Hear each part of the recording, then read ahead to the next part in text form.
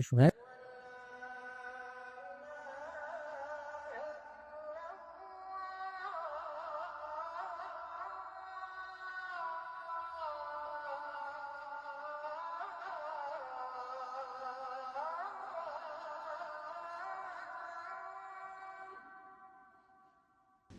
الحمد لله نحمده ونستعينه ونستغفره ونتوكل عليه الله من شرور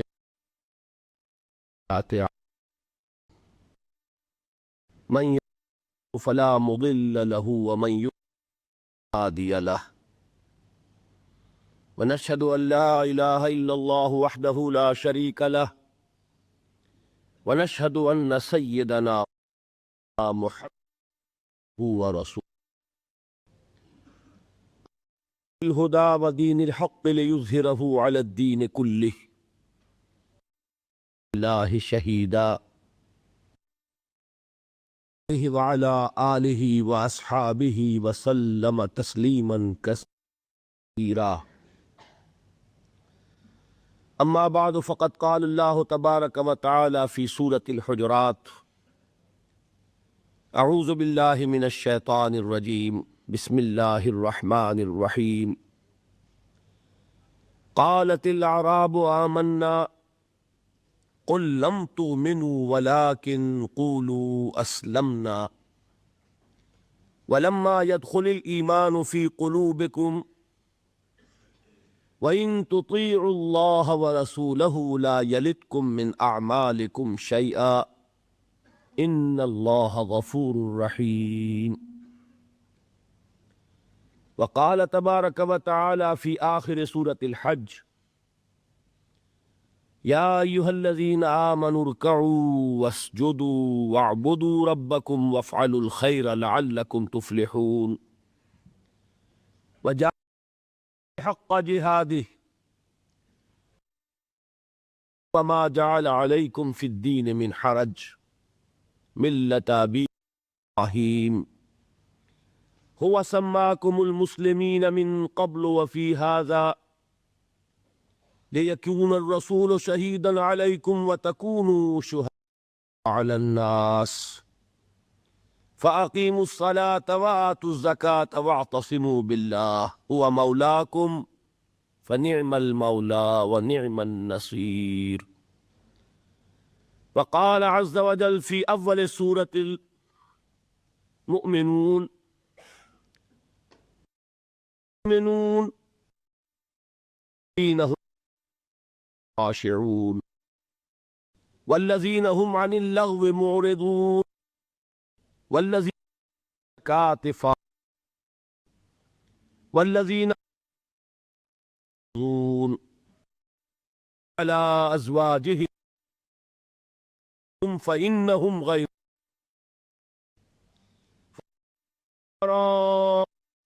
فأولئك عادون والذين هم لأماناتهم وعهدهم راعون والذين على صلواتهم يحافظون أولئك هم الوارثون الذين يرثون الفردوس هم فيها خالدون صدق الله العظيم اشرح لي صدري ويسر لي أمري واحلل عقدة من لساني يفقهوا قولي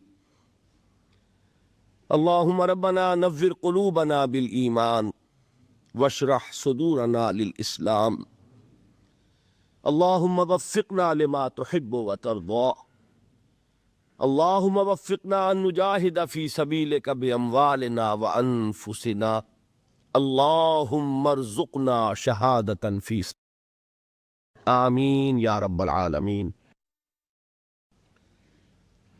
محترم صدر مجلس معزز حاضرین محترم خواتین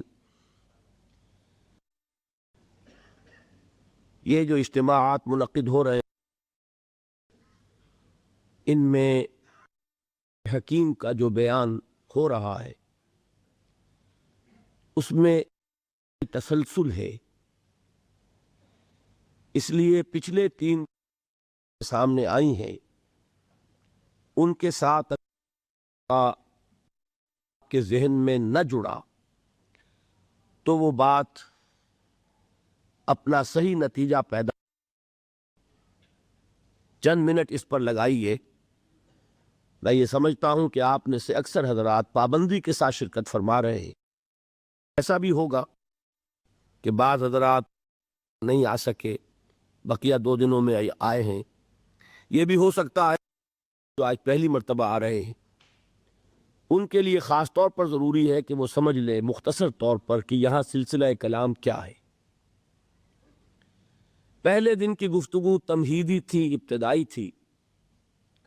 اس کا عنوان بھی ایک بہت عمومی عنوان تھا، عظمت قرآن.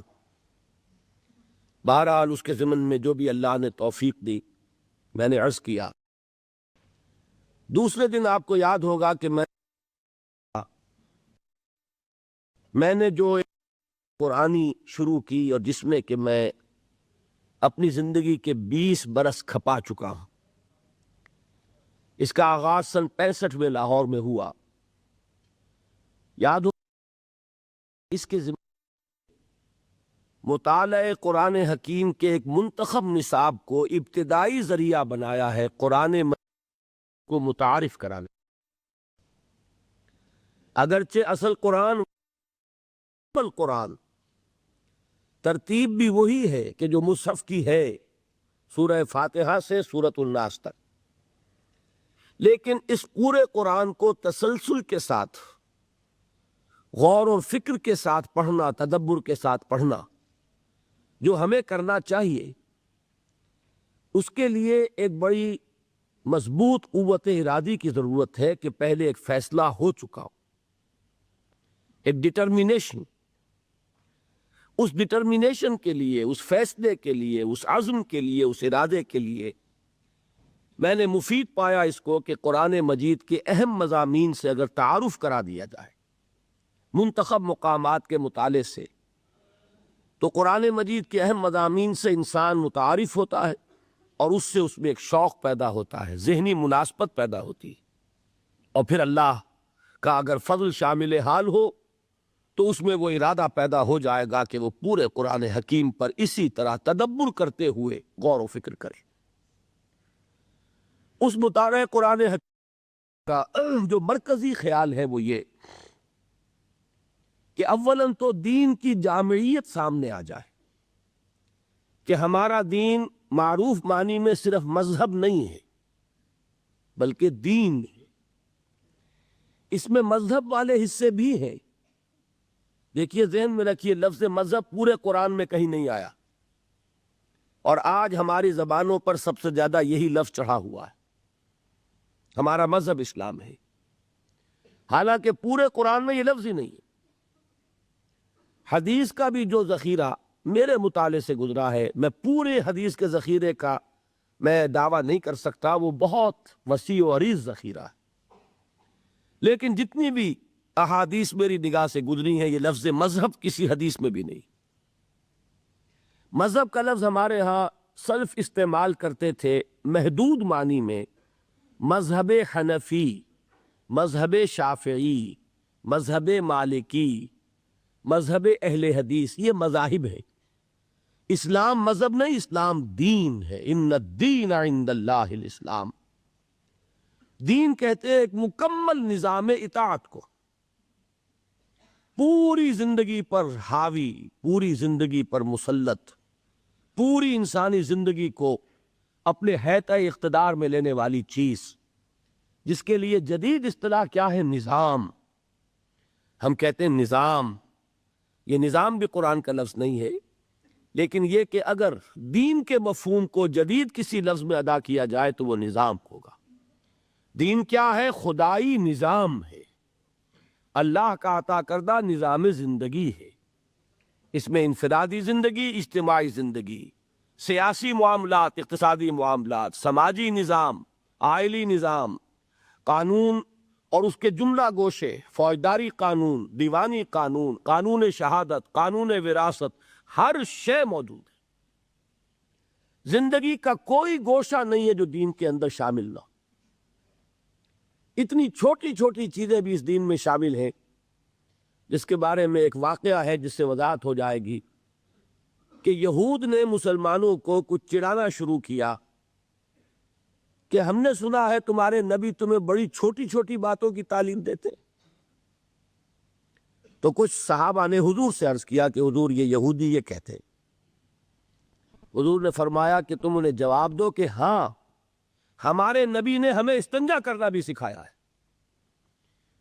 ہمیں تو اس پر فخر ہے کہ انسان کے لیے طہارت اور پاکیزگی یہ بھی نہایت ضروری ہے، اور اس کی تعلیم بھی کون دے گا اگر نبی نہیں دے گا صلی اللہ علیہ وسلم۔ تو ہمارا دین تو وہاں سے لے کر نظام حکومت تک چوٹی کے جو معاملات ہوتے ہیں ان سب پر مشتمل ہے۔ پہلی بات تو یہ سامنے آنی چاہیے کہ اسلام صرف مذہب نہیں، دین ہے۔ میں 2 منٹ آپ کے اور لے لوں، اس کو بھی میں چاہتا ہوں جس طرح میں نے اور باتیں کل عرض کی ہیں بالکل الجبرا کے فارمولوں کی طرح یاد کرنے کے لیے اسی طریقے سے ذہن نشین کیجئے۔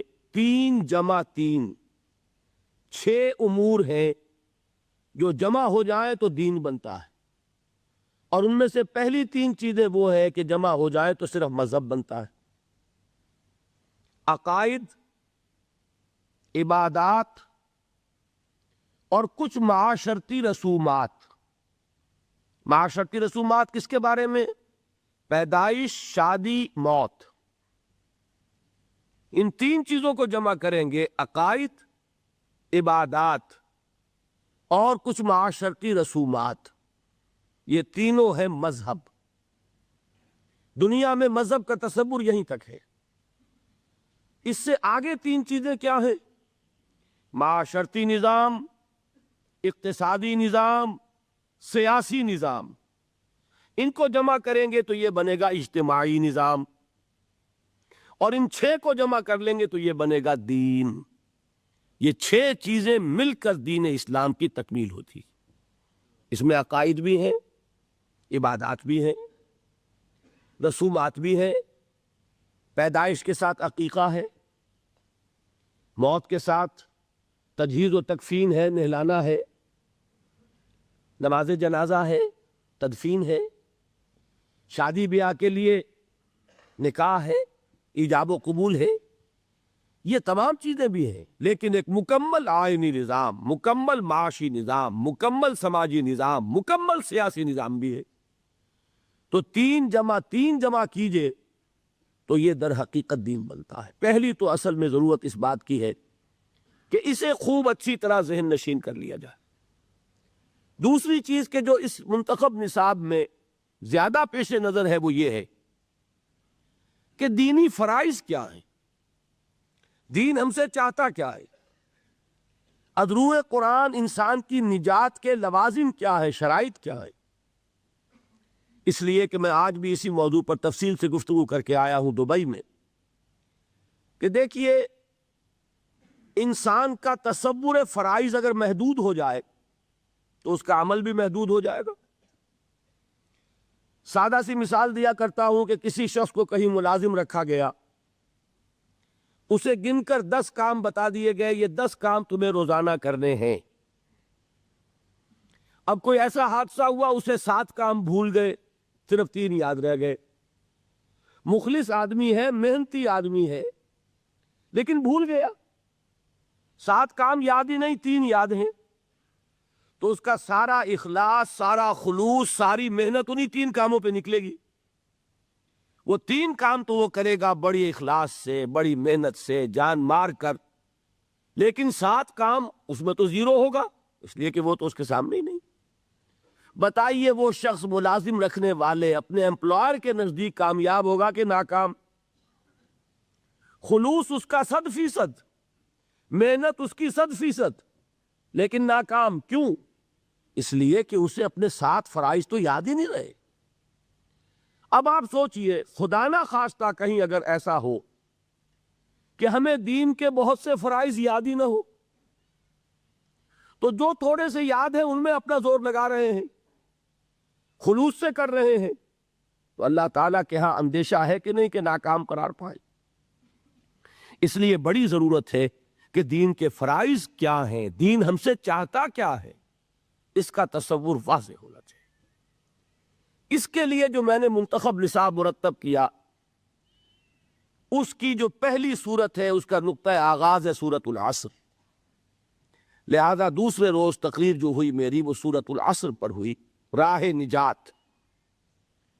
اس میں بھی میں نے مجموعی طور پر بطریق تذکر جو اس سے مجموعی نتیجے نکلتے تھے ایک دن میں وہ بیان کیے۔ میں نے کیا باتیں عرض کی تھی؟ 4 × 4 8 باتیں۔ یہ سورت قرآن مجید کی اولین سورتوں میں سے ایک ہے۔ یہ سورت قرآن مجید کی مختصر ترین صورتوں میں سے ایک ہے۔ یہ قرآن مجید کی ادبیت اور فصاحت اور بلاغت میں خاص طور پر سہل ممتنع کی حیثیت سے بہت اونچے مقام پر ہے، اور ان 4 باتوں میں اہم ترین یہ کہ یہ قرآن مجید کی جامع ترین صورت ہے۔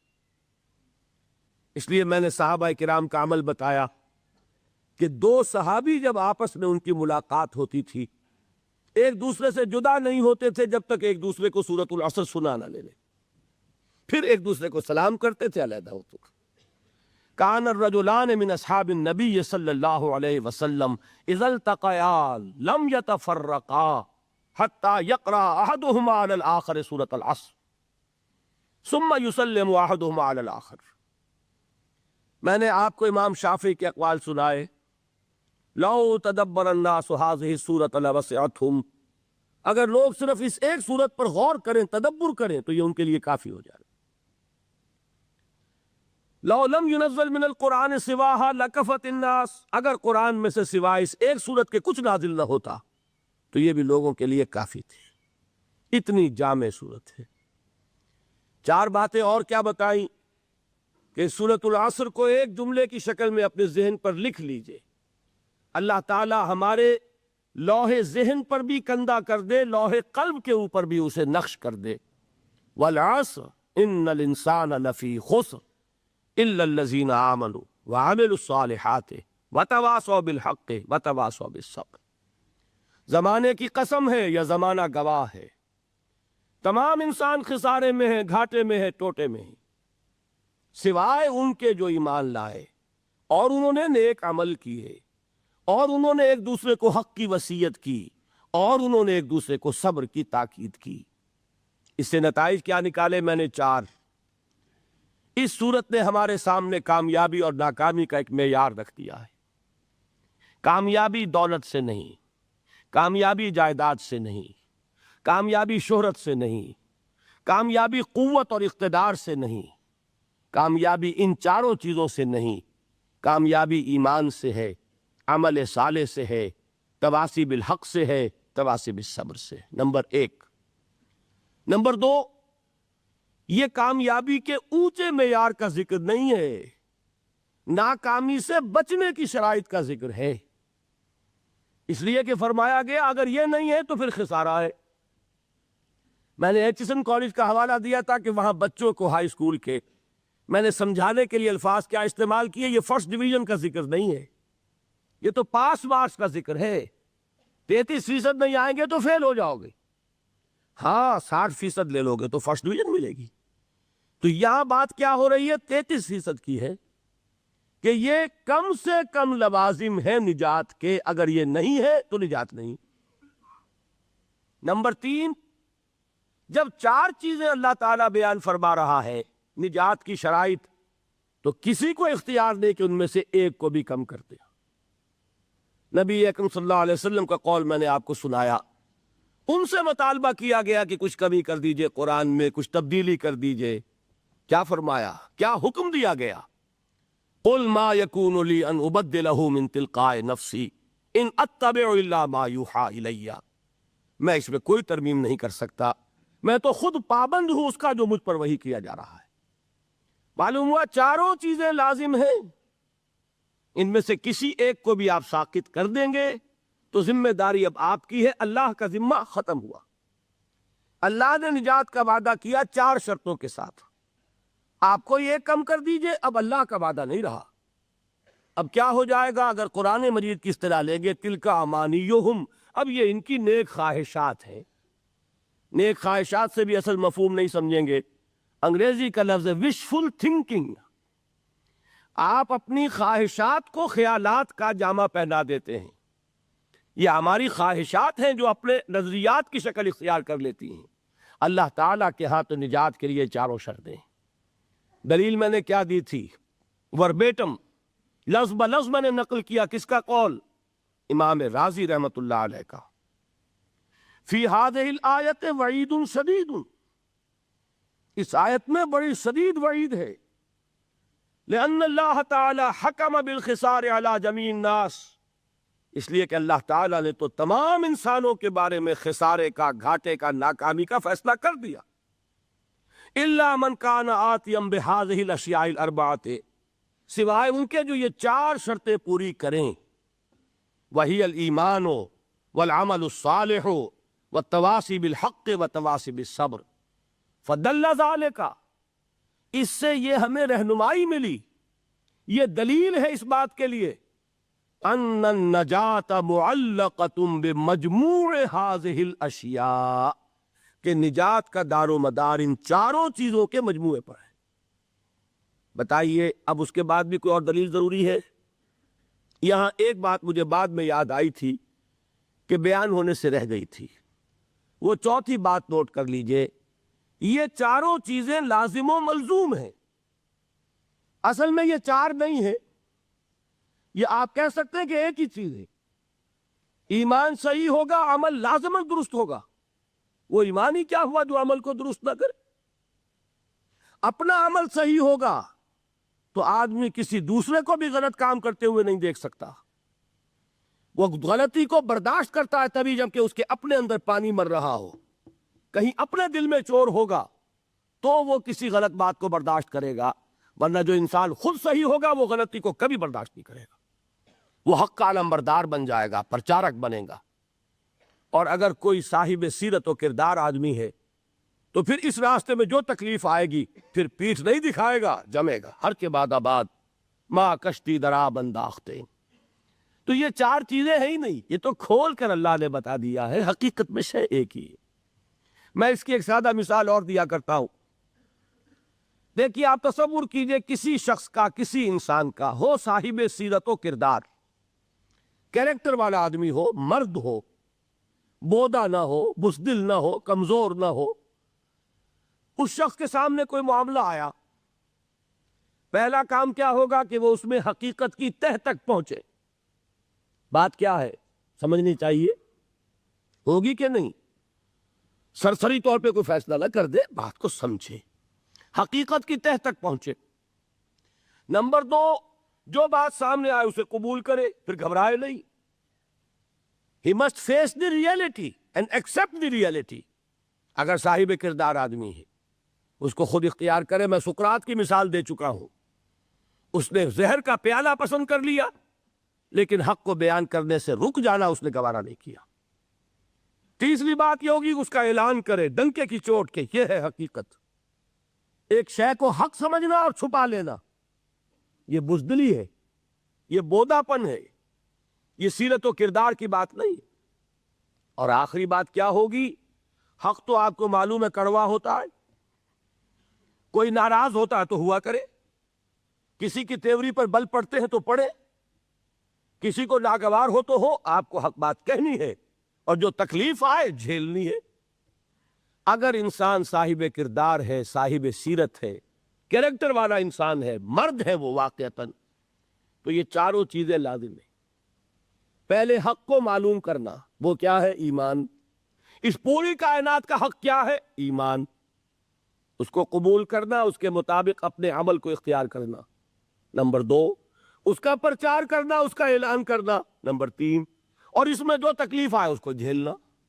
چار چیزیں لازم و ملزوم ہیں. کسی ایک جگہ پر بھی اگر فل سٹاپ لگ گیا تو نتیجہ یہ نکلے گا کہ آدمی بودا تھا، کچا تھا، جواں مرد نہ تھا، جواں ہمت نہ تھا، صاحب سیرت نہ تھا، صاحب کردار نہ تھا، بودا انسان. یہ ہے سورۃ العصر. اس کے بعد اب ہم نے شروع کیا ہے ان چاروں میں سے ایک ایک کو لے کر اس پر گفتگو. کل ایمان پر بحث ہوئی، میں نے 9 ابواب گنوائے تھے کتاب الایمان کے، جس میں سے 7 ہم پڑھ چکے۔ کیا؟ ایمان کے لفظی معنی ذہن میں تازہ کر لیجئے، میں نہیں بیان کروں گا اب۔ ایمان کا اصطلاحی مفہوم ذہن میں تازہ کیجئے۔ ایمان کا موضوع، ایمانیات کی تفصیل، ایمانیات ثلاثہ کی باہمی نسبت، پھر ایمان اور عمل، ایمان اور جہاد، اور ایمان اور امن۔ یہ 9 تھے، جن میں سے کہ 7 بیان ہو چکے، 2 رہ گئے۔ آج اب میں لے رہا ہوں ایمان اور عمل صالح۔ اسی میں بات آ جائے گی کہ عمل صالح سے مراد کیا ہے، اور اسی میں چونکہ کل ہماری گفتگو چل رہی تھی ایمان کے حوالے سے، تو ایمان اور عمل صالح کا ربط و تعلق کیا ہے۔ دیکھیے، آج کی گفتگو کو اب ہم شروع کریں گے۔ وہ جو 2 درجے معین کیے تھے ایمان کے، کہ ایک ہے قانونی ایمان، ایک ہے حقیقی ایمان۔ قانونی ایمان کے لیے ایک اور لفظ بھی ہے جس کا نام اسلام ہے۔ قانونی ایمان کا حاصل کیا ہے؟ دنیا میں کسی کو مسلمان سمجھا جائے، اس کے ساتھ مسلمان کا سا معاملہ کیا جائے۔ اور حقیقی ایمان کا حاصل کیا ہے؟ کہ آخرت میں اسے مومن سمجھا جائے اور اس کا وہ معاملہ کیا جائے کہ جو صاحب ایمان کے لیے اللہ تعالیٰ نے بیان فرمایا۔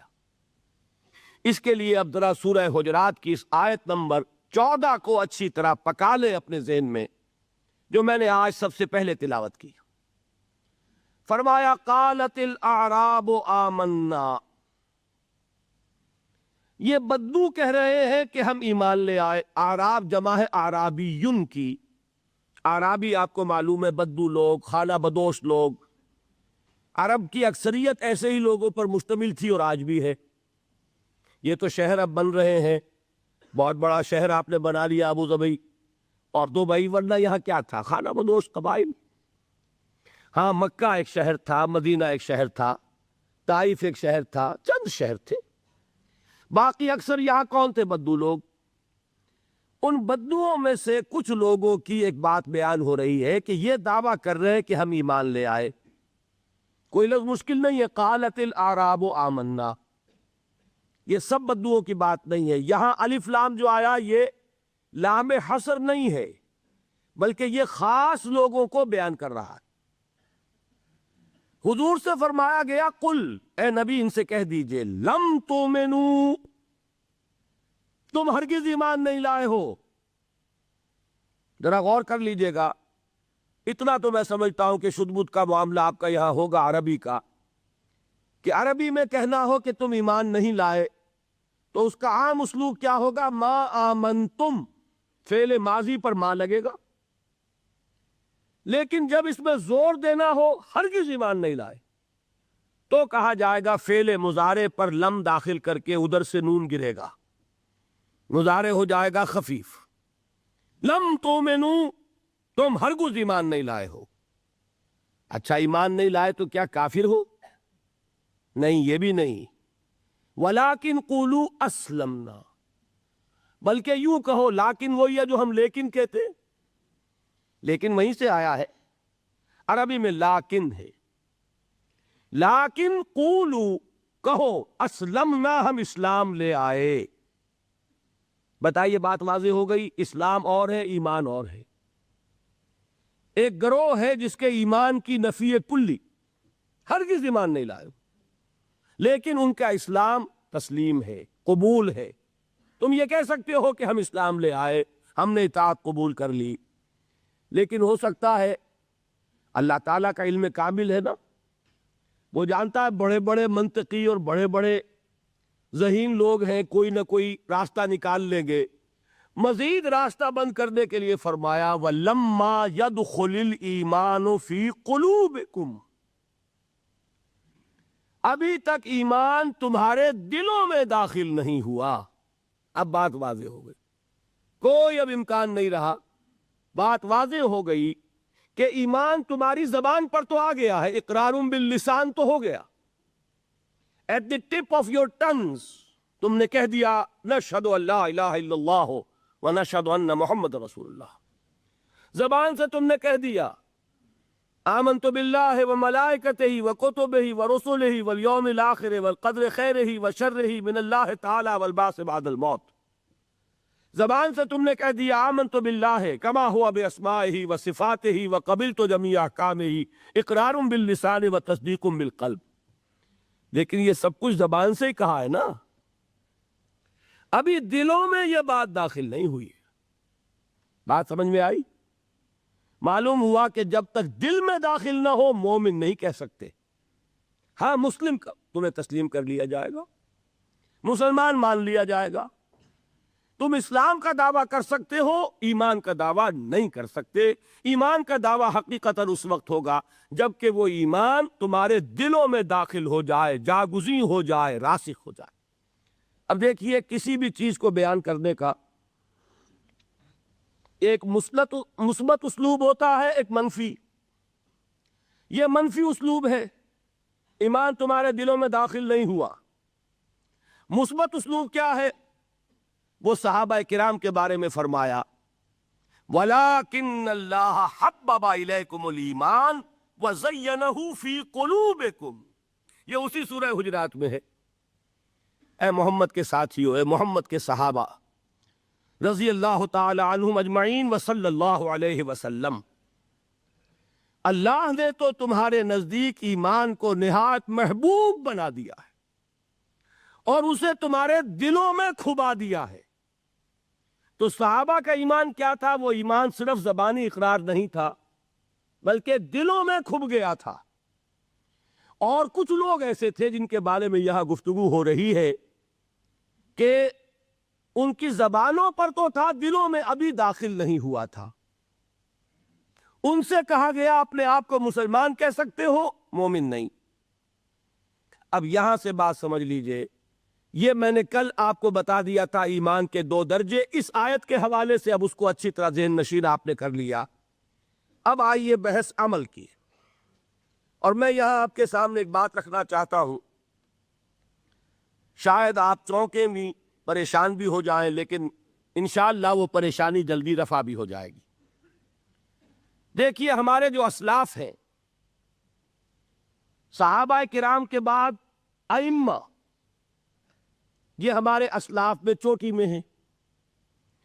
ان اسلاف میں، ان ائمہ میں 2 بنیادی قسمیں ہیں، ایک محدثین اور ایک فقہاء. محدثین ان کا کام کیا تھا؟ قرآن تو اللہ نے خود جمع کر دیا تھا، میں پہلے دن بیان کر چکا ہوں حضور کے سیرہ مبارک میں. حضور نے صحابہ کو اسی ترتیب سے قرآن پڑھا دیا اور سینکڑوں صحابہ نے یاد کر لیا.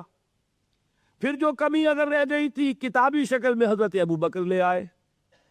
پھر اگر اس میں کوئی فرق پڑ رہا تھا پڑھنے کے انداز میں تو ایک کتابت کے اوپر جمع کر دیا حضرت عثمان نے. بات ختم ہو گئی. خلافت راشدہ میں قرآن کا معاملہ تو محفوظیت کی آخری درجے کو پہنچ گیا. اب اصل مرحلہ کیا تھا؟ حضور کے اقوال مبارک کو جمع کرنا. ان کو بھی تو سمیٹنا ہے نا.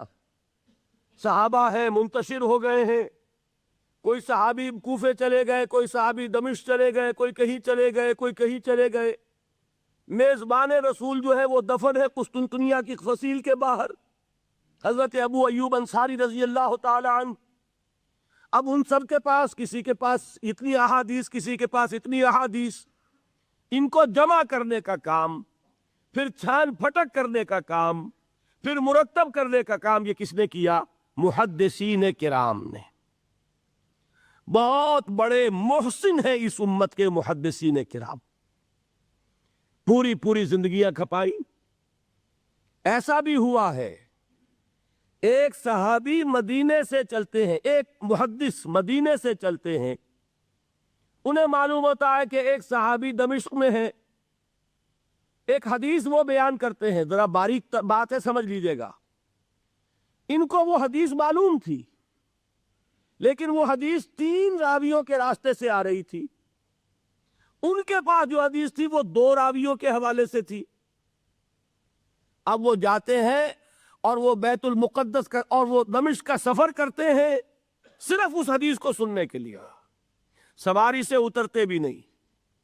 میں نے سنا ہے آپ حضور کی یہ حدیث بیان کرتے ہیں، جی ہاں، ذرا مجھے سنا دیجئے۔ سنا دیا، ویسے ہی اپنے اونٹ کی جو ہے گردن موڑ لی کہ واپس، بھائی اترو، ٹھہرو، قیام کرو۔ نہیں، میں صرف ایک حدیث رسول تم سے سننے کے لیے آیا تھا، میں اپنے اس سفر میں کوئی اور مقصد جمع نہیں کرنا چاہتا۔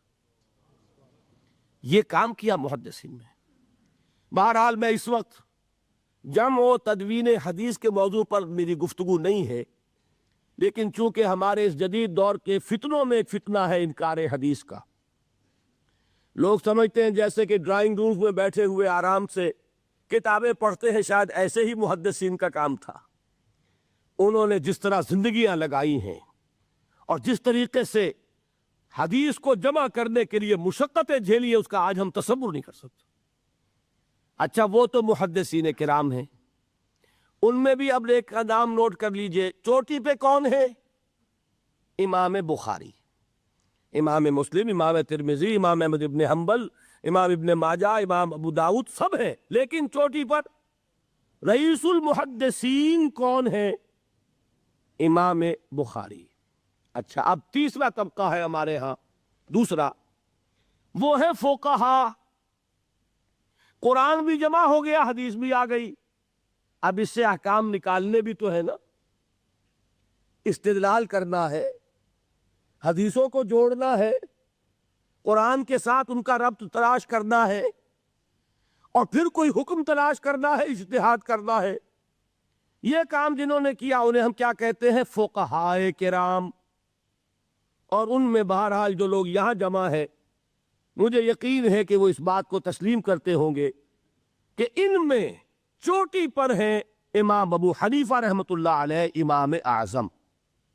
ٹھیک ہے، کسی کی رائے ذرا مختلف بھی ہو سکتی ہے، کوئی شافعی مسلک کا ہے تو امام شافعی کو بہرحال اونچا درجہ دے گا، مالکی مسلک کا ہے تو امام مالک سے اسے زیادہ نسبت ہے، لیکن واقعہ یہ ہے پوری دنیا نے تسلیم کیا ہے کہ قانون کا جتنا سینس امام ابو حنیفہ کو ہے، قانون ایک علیحدہ شے ہے، اخلاقیات علیحدہ چیز ہیں، ایک شے کا اخلاقی تقاضا کچھ اور ہے، قانونی تقاضا کچھ اور ہے۔ آپ کو کسی نے تھپڑ مارا، اخلاقی تقاضا کیا ہے؟ معاف کر دو بھائی، اور قانونی تقاضا کیا ہے؟ جوابی تھپڑ رسید کرو، اس لیے کہ اگر یہ نہیں کرو گے تو اس کی ہمت افزائی ہوگی، یہ کسی اور کو بھی تھپڑ مارے گا۔ قانون کا تقاضا یہ ہے، السن بالسن، دانت کا بدلہ دانت، والأذن بالأذن، کان کا بدلہ کان، قانون یہ ہے۔ اور اخلاق کا تقاضا کیا ہے؟ وَإِن تَعْفُوا وَتَصْفَحُوا وَتَغْفِرُوا، اگر تم بخش دو، معاف کر دیا کرو، لوگوں سے درگزر کیا کرو، فَإِنَّ اللَّهَ غَفُورٌ الرحیم، تو اللہ بھی تو غفور الرحیم ہے۔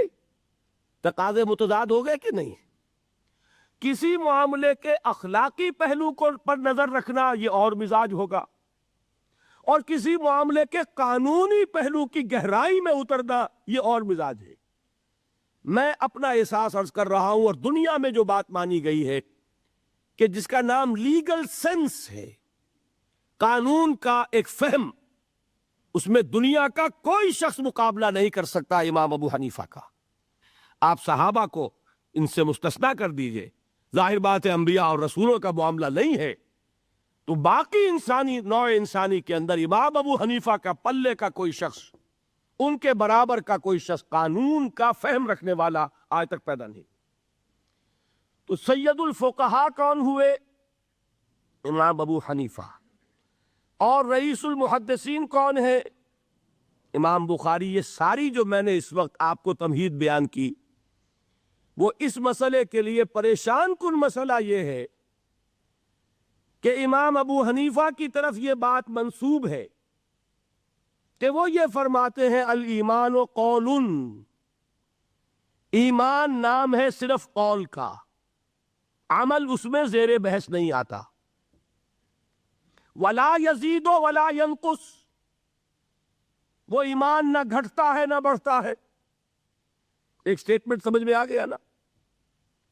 اب دوسرا سٹیٹمنٹ سنیے، وہ ہے امام بخاری کا، رئیس المحدثین کا، الایمان قول وعمل، ایمان نام ہے قول اور عمل کے مجموعے کا. قول اور عمل دونوں چیزیں ایمان میں شامل. وَيَزِيدُ وَيَنْقُصُ، وہ گھٹتا بھی ہے بڑھتا بھی ہے. ایک مسلمان کو پریشان ہو جانا چاہیے کہ نہیں؟ ایمان جیسی بنیادی بات، سارا قصر تو یہیں سے تعمیر ہونا ہے. جڑ بنیاد ایمان ہے. ایمان کے بارے میں کوئی 14ویں صدی کے 15ویں صدی ہجری کے کوئی علماء ہو، بڑے سے بڑے ہو، ان کا اختلاف ہو جائے تو تشویش نہیں ہوگی. یہ کن کے درمیان اختلاف ہو رہا ہے؟ رئیس المحدثین امام بخاری اور سید الفقہاء امام ابو حنیفہ. اور کتنا بنیادی اختلاف، بظاہر متضاد باتیں، بظاہر کہہ رہا ہوں میں نے کہا تھا مجھے پہلے آپ کو پریشان کرنا ہے، پھر تاکہ آپ کی سمجھ میں بات آئے یہ پریشانی رفع کیسے ہوتی ہے. اسی سے علم میں اضافہ ہوتا ہے. بات جو ہے وہ گہرائی کے ساتھ سمجھ میں آتی ہے کہ مسئلہ پہلے سامنے ہو. مسئلے کی اہمیت سامنے نہیں ہوگی تو آپ توجہ اتنی نہیں کریں گی. تو دیکھیے تضاد کتنا ہے. بعد المشرقین جسے کہتے ہیں ہم اپنے محاورے میں، کہ ایک مشرق کی بات ہے تو دوسری مغرب کی ہے. الایمان قول، نہیں، الایمان قول وعمل. تضاد ہے نا.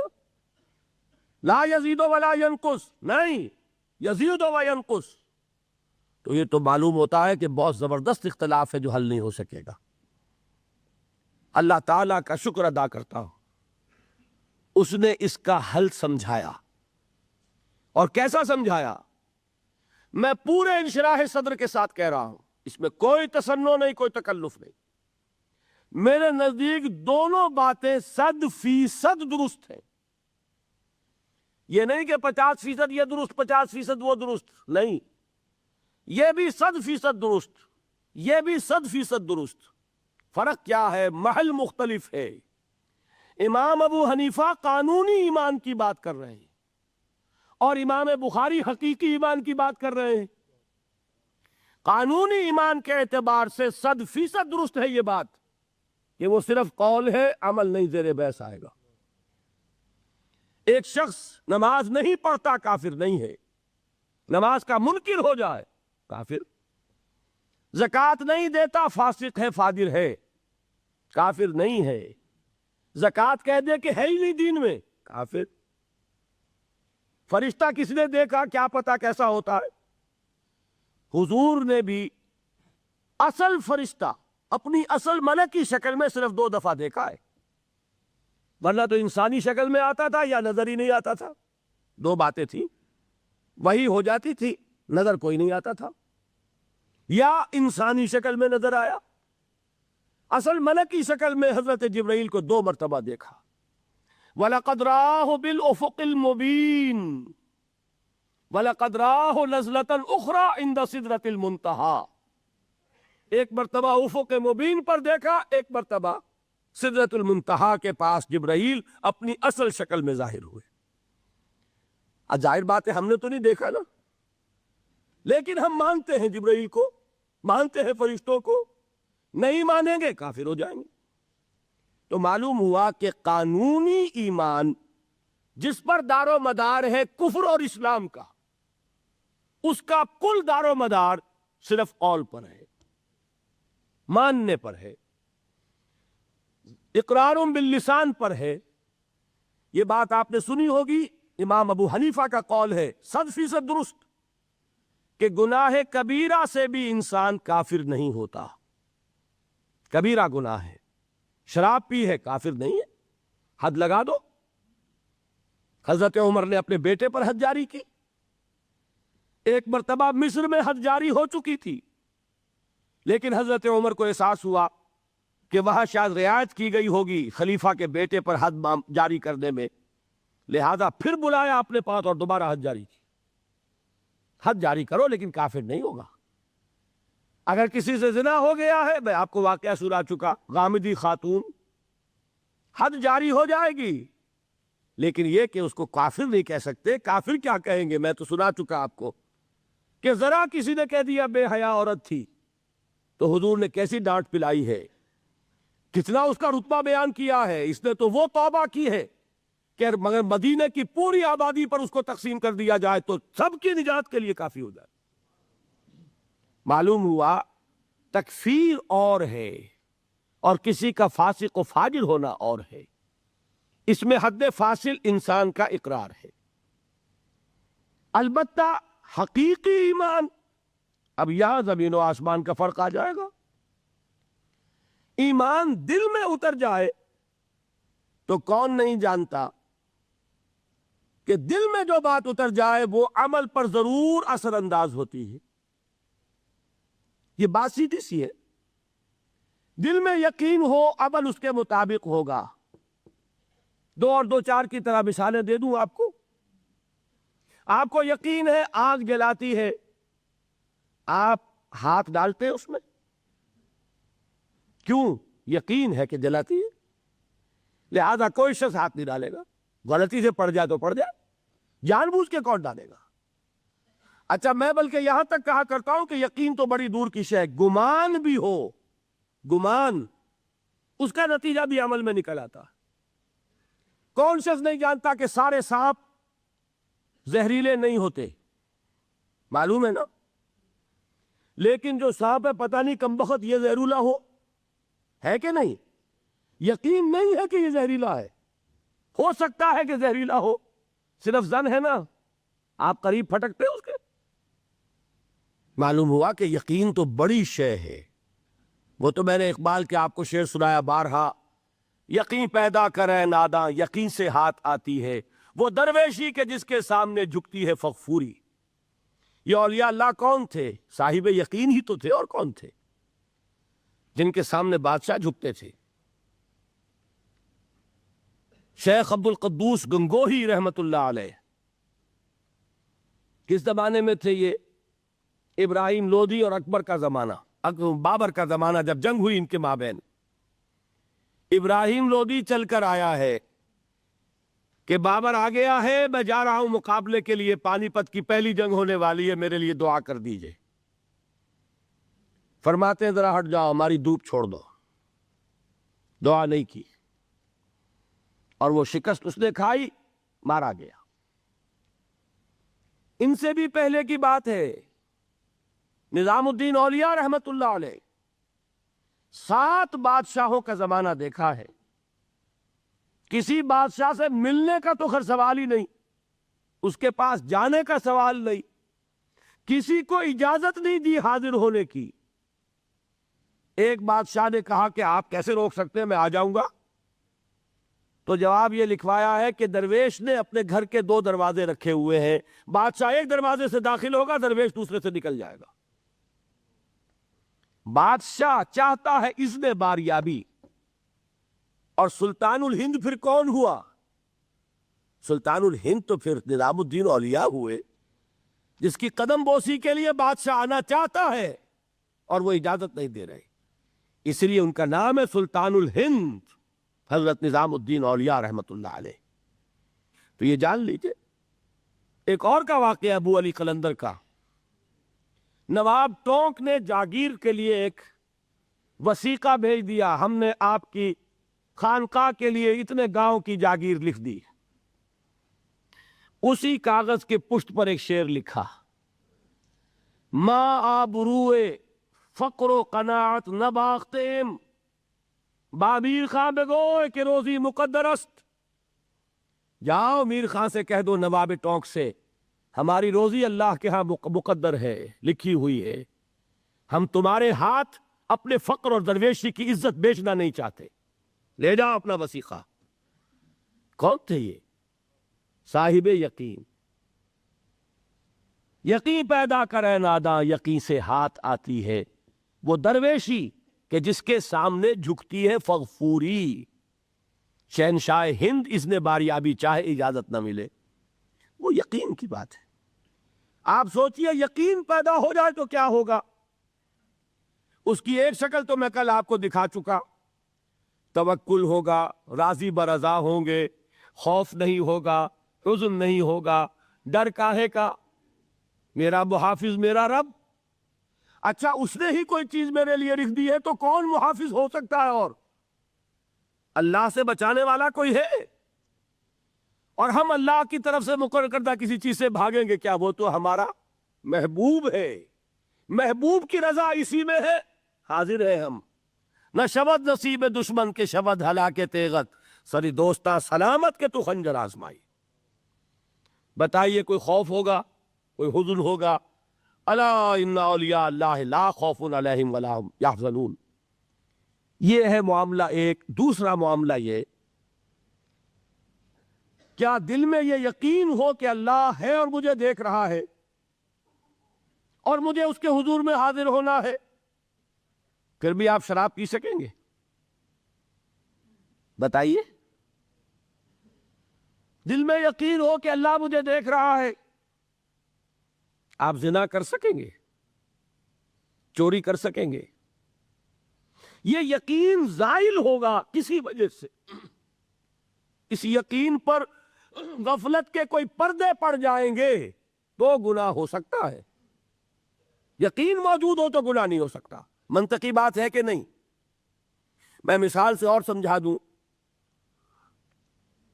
اگر چوراہے پر کانسٹیبل کھڑا ہے، آپ نے دیکھ لیا، ساتھ ہی آپ نے دیکھا ایک کونے میں موٹر سائیکل لے کر تیار سارجنٹ بھی کھڑا ہے، آپ کی گاڑی صحیح جگہ آ کے رک جائے گی نا، 1 انچ آگے نہیں بڑھے گی۔ اور اگر آپ نے دیکھا کہ چوراہا خالی ہے، کوئی دیکھنے والا ہے نہیں، تو اچھے اچھے بھی دائیں بائیں دیکھ کے نکل جاتے ہیں کہ نہیں؟ صحیح بات کیجئے۔ آدمی اپنے آپ کو دھوکہ دیتا ہے، بھائی یہ سارے ٹریفک رولز بچاؤ کے لیے ہے نا، تو دور دور تک کوئی ٹریفک نہیں ہے، خامخواہ کھڑا رہوں میں یہاں کائے کے لیے؟ لیکن دور دور تک کوئی ٹریفک نہ ہو لیکن سارجنٹ کھڑا ہو، پھر آپ پابندی کریں گے کہ نہیں؟ حالانکہ اس کی کیا حیثیت ہے، کیا اس کی تنخواہ، کیا اس کی حیثیت، کیا اس کی اتھارٹی، کتنی وہ سزا دلوا دے گا؟ اول تو پاکستان میں تو 2-4 روپے سے وہی معاملہ طے ہو جائے گا، اس سے زیادہ کی بات ہی نہیں۔ لیکن یہ کہ وہیں آپ کی گاڑی آ کر رک جاتی ہے۔ اگر یہ یقین ہو کہ اللہ ہے اور مجھے دیکھ رہا ہے، تو کیا اس کا قانون توڑیں گے آپ؟ یقین والے ایمان کے ساتھ معصیت جمع نہیں ہو سکتی۔ قانونی ایمان کے ساتھ معصیت کے ڈھیر لگ سکتے ہیں، جیسے کہ ہمارے ہاں ہے لما تقولون ما لا تفعلون کبر مقتا عند اللہ ان تقولوا ما لا تفعلون۔ اے ایمان کے دعوے دارو، کیوں کہتے ہو جو کرتے نہیں ہو؟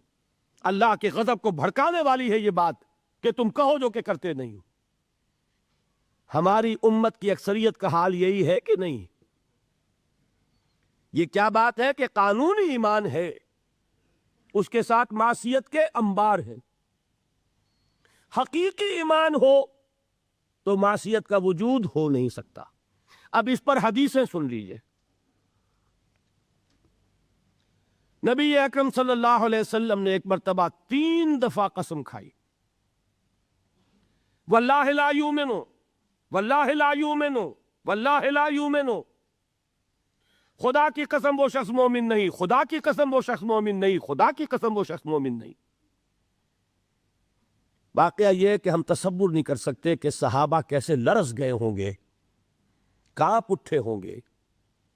کون وہ بدبخت ہے، کون وہ شقی ہے جس کے بارے میں اللہ کے رسول 3 دفعہ قسم کھا کر فرما رہے کہ وہ صاحب ایمان نہیں؟ قیل من یا رسول اللہ، کسی نے ڈرتے ڈرتے پوچھا ہوگا، اے اللہ کے رسول کس کے بارے میں ارشاد فرما رہے ہیں؟ اب جواب سنیے، الذی لا یامن جارہ بوائقہ، وہ شخص کے جس کی ایذا رسانی کی وجہ سے، جس کی بدخلقی کی وجہ سے اس کا پڑوسی امن میں نہیں ہے۔ یہ کوئی گناہ کبیرہ ہے؟ آپ کی فہرست میں تو گناہ ہی نہیں، کبیرہ کیا سوال، صغیرہ بھی نہیں۔ زیادہ زیادہ آپ یہ کہیں گے کہ ذرا بد اخلاقی ہے، کج خلقی ہے، بس اچھا کردار کا معاملہ نہیں ہے، یہ کہیں گے۔ گناہ کی فہرست میں نہیں آئے گی بات، کبیرہ بہت بڑی شے ہے۔ لیکن اس پر اللہ کے رسول نے 3 دفعہ قسم کھائی، ایمان نہیں ہے، ہرگز نہیں ہے، خدا کی قسم نہیں۔ اب بتائیے ایمان اور عمل علیحدہ ہو جائیں گے کیا؟ یہ ہے مسئلہ جو امام بخاری کے سر پہ ہے۔ اور سنیے، فرمایا حضرت انس ابن مالک نے، یہ روایت جو میں نے آپ کو ابھی سنائی ہے یہ کوئی ایسی ویسی روایت نہیں ہے، متفق علیہ ہے، بخاری اور مسلم دونوں میں موجود، اس سے اونچا درجہ روایت کا ہے ہی نہیں۔ راوی کون؟ ابو ہریرہ رضی اللہ تعالی، ان کی والدہ لے کر حاضر ہو گئیں، یہ بچہ حضور آپ کی خدمت میں رہے گا، آپ کی خدمت کرے گا، آپ کے پاس رہے گا، ٹھیک ہے۔ وہ حضور کے خادم خاص ہے، جیسے ذاتی کوئی ہوتا ہے معاملات میں مدد کرنے والا، خدمت کرنے والا، وہ ہے انس ابن مالک۔ چونکہ ان کا تعارف ہو گیا ہے رضی اللہ تعالیٰ عنہ، تو ایک بات پہلے اور سنا دوں، جو بچہ اپنے اس بچپن سے لے کر 9 برس کی عمر تھی جب آئے حضور کے پاس، انتقال کے وقت عمر کتنی ہوگی؟ 19 برس، 10 برس حضور کی خدمت میں رہے۔ پہلے تو حضور کے اخلاق کی جو گواہی وہ دے رہا ہے وہ اس کی زبان سے سنیے کہ میں 10 برس حضور کی خدمت میں رہا، کسی بات پر ڈانٹنا تو کجا، حضور نے کبھی مجھ سے یہ بھی نہیں فرمایا کہ اے انس تم نے وہ کام کیوں نہیں کیا۔ یہ ہے ایک آقا کی حیثیت سے محمد الرسول اللہ صلی اللہ علیہ وسلم کا اخلاق۔ اگر نہیں کیا خود کر لیا، کوئی ڈانٹ ڈپٹ نہیں۔ حالانکہ بچے ہیں، بچوں کو ویسے بھی ڈانٹ ڈپٹ دیا جاتا ہے، لیکن نہیں۔ اب ان صحابی کی ایک گواہی سنیے، قلما خطبنا رسول اللہ صلی اللہ علیہ وسلم الا قال، فرماتے ہیں کہ شاذ ہی کبھی ایسا ہوا ہوگا کہ حضور نے کبھی خطبہ ارشاد فرمایا ہو اور اس میں یہ الفاظ نہ ہو۔ الفاظ سمجھ رہے؟ جب بھی خطبہ دیتے تھے آپ یہ الفاظ ضرور فرماتے تھے، شاذ کبھی رہ جائے تو رہ جائے، قلما خطبنا رسول اللہ صلی اللہ علیہ وسلم الا قال، کیا فرمایا؟ لا ایمان لمن لا امانت لہ ولا دین لمن لا عہد لہ، جس شخص میں امانت داری نہیں اس کا کوئی ایمان نہیں، جس میں ایفائے عہد نہیں اس کا کوئی دین نہیں۔ بنا پھرتا ہو وہ دیندار، بنا پھرتا ہو وہ صاحب ایمان اور امتی حضور کا، امانت داری نہیں تو ایمان نہیں، ایفائے عہد نہیں تو دین نہیں۔ کس کا فرمان ہے؟ کسی آج کے زمانے کی مفتی کی بات نہ سمجھ لیجئے گا کہ جس کو آسانی سے آپ چاہیں تو رد کر دیں، یہ محمد الرسول اللہ صلی اللہ علیہ وسلم کا فرمان۔ اور سنیے پھر ایک متفق علیہ روایت بخاری اور مسلم کی، راوی پھر کون ہے؟ ابو ہریرہ رضی اللہ تعالیٰ عنہ فرماتے حضور نے ارشاد فرمایا، لا یزنی الزانی حین یزنی وہو مومن ولا یسرق السارق حین یسرق وہو مومن ولا یشرب الخمر حین یشرب وہو مومن۔ کوئی زانی حالت ایمان میں زنا نہیں کرتا۔ کیسے ممکن ہے؟ ایمان ہو اور زنا ہو جائے، پھر وہ ایمان دھیلے کا ہوا؟ کیا قدر و قیمت اس ایمان کی؟ وہ تو اٹھا کر پھینک دینے کی چیز ہے۔ ایمان اور اخلاق پہ اثر انداز نہ ہو، ایمان اور کردار کو نہ بدلے، ایمان اور عمل کو نہ بدلے تو کس مرض کی دوا؟ پھینکو اٹھا کر۔ نہیں ممکن کہ ایمان ہو اور زنا ہو، نہیں ممکن کہ ایمان ہو اور چوری ہو۔ لا یسرق السارق حین یسرق وہو مومن، کوئی چور حالت ایمان میں چوری نہیں کرتا، کوئی شرابی حالت ایمان میں شراب نہیں پیتا، ولا یشرب الخمر حین یشرب وہو مومن، کوئی شراب پینے والا وہ مومن نہیں ہوتا جب وہ شراب پی رہا ہوتا ہے، اس وقت اس کے دل سے ایمان نکل جاتا ہے۔ اب دیکھیے یہاں کیا میں نے کل بتایا تھا نا، مغالطے کیا ہو گئے؟ مغالطے یہ ہو گئے کہ اس کو سمجھ لیا قانونی بات، یہ قانونی بات نہیں ہے، وہ قانونی ایمان کی بات نہیں ہو رہی، یہ حقیقی ایمان کی بات ہو رہی۔ قانونی ایمان کی بات ہو تو یہ کافر ہو گیا، پھر کافر نہیں ہے۔ قانونی ایمان کا دار و مدار قول پر ہے۔ یہ وہ حقیقی ایمان ہے، قلبی یقین والا ایمان، اس کے بارے میں فرمایا جا رہا ہے وہ دل سے نکل جاتا ہے تو گناہ ہو سکتا ہے۔ ایک اور حدیث میں حضور نے اس کو اور واضح کر دیا، جب کوئی شخص گناہ کرتا ہے تو ایمان اس کے دل سے نکل کر اور اس کے سر پر منڈلاتا ہے جیسے پرندہ ہو۔ اگر توبہ کرتا ہے تو واپس لوٹ آتا ہے، توبہ نہیں کرتا تو رخصت ہو جاتا ہے۔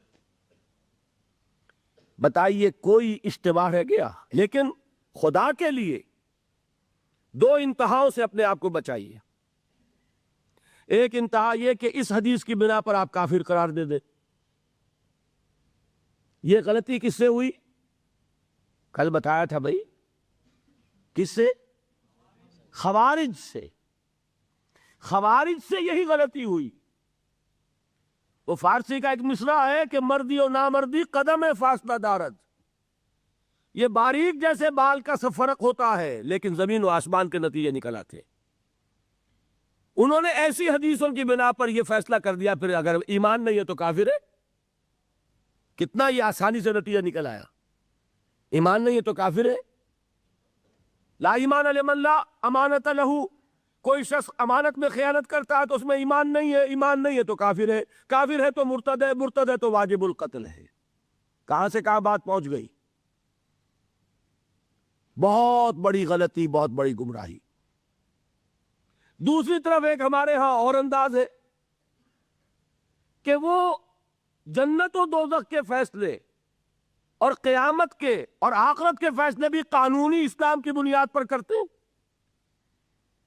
انہیں یہ سمجھ لینا چاہیے یہ قانونی اسلام دنیا میں مفید ہے، آخرت میں وہ یقین والا ایمان ہوگا تو مفید ہوگا۔ یہ چیز ذہن سے نکل گئی، اور برا نہ مانیے یہ اہل سنت کے اکثر عوام کے ذہنوں سے یہ بات نکل گئی۔ وہ یہ سمجھتے ہیں ہمارے پاس سرٹیفکیٹ ہے، ہم مسلمان ہیں، مسلمان ہیں تو صاحب ایمان ہے، صاحب ایمان ہے تو جنت ہم پر واجب اور دوزخ ہم پر حرام۔ یہ آپ کے دل میں لکھا ہوا ہے کہ نہیں؟ جب دل میں یہ لکھا ہوا ہوگا تو پھر کرو گناہ؟ کیوں نہ کرو؟ کیوں حرام خوری نہ کرو؟ کیوں رشوتیں نہ لو؟ کیوں بددیانتی نہ کرو؟ جبکہ دوزخ تو آپ پر حرام ہے ہی ہے، آپ کو کوئی چیز نقصان پہنچا ہی نہیں سکتی۔ یہ مرجیہ کا عقیدہ تھا، اصل میں یہ دوسری انتہا تھی جو آج اہل سنت کے اکثر لوگوں کے دلوں میں بات بیٹھ گئی، عوام کے اندر، جہلا کے اندر۔ ان دونوں چیزوں سے بچیے۔ تیسری ایک غلطی کی اہل تشیع نے۔ انہوں نے کیا غلطی کی؟ ایمان اور اسلام کے فیصلے دنیا میں کرنے لگ گئے۔ فلاں مومن تھے، باقی سب مسلم ہی تھے، اور باقی سب منافق ہی تھے۔ یہ فیصلہ کرنے کا کسی کو اختیار نہیں۔ دنیا میں فیصلہ صرف یہ ہوگا کہ کافر تھا یا مسلمان، چھٹی۔ تیسری کیٹیگری آپ طے نہیں کر سکتے، اس لیے کہ قانونی اصطلاحات یہی دو ہیں۔ سمجھ لیجئے ان باتوں کو، مجھے کوئی دھواں دھار تقریر نہیں کرنی، بات سمجھانی ہے۔ دیکھیے قانونی سطح پر انسانوں کی تقسیمیں ہوں گی صرف دو، یا مسلم یا غیر مسلم، یہ ہے قانونی تقسیم۔ اب جو مسلم ہے وہ مومن بھی ہو سکتا ہے، وہ منافق بھی ہو سکتا ہے، بات سمجھ رہے؟ لیکن منافق کوئی قانونی اینٹی نہیں ہے۔ دنیا میں ہم کسی کو منافق نہیں کہہ سکتے۔ ہاں حضور کہہ سکتے تھے، حضور کو اللہ نے علم دیا تھا، لیکن حضور نے بھی ایسی پہرے داری کی ہے کہ کسی ایک شخص کے بارے میں بھی نہیں فرمایا کہ یہ منافق ہے۔ یہاں تک کہ جس کے بارے میں علم نشرہ ہو چکا تھا، عبداللہ ابن ابی، اس کی بھی نماز جنازہ پڑھا دی کہ نہیں پڑھا دی؟ نماز جنازہ کافر کی پڑھی جاتی ہے یا مسلمان کی؟ اس کا مطلب ہے عبداللہ ابن ابی کو بھی حضور نے آخری وقت تک مسلمان تسلیم کیا۔ منافق جو بھی ہے وہ اپنے اندر ہے، اللہ کے ہاں جا کر کھلے گا۔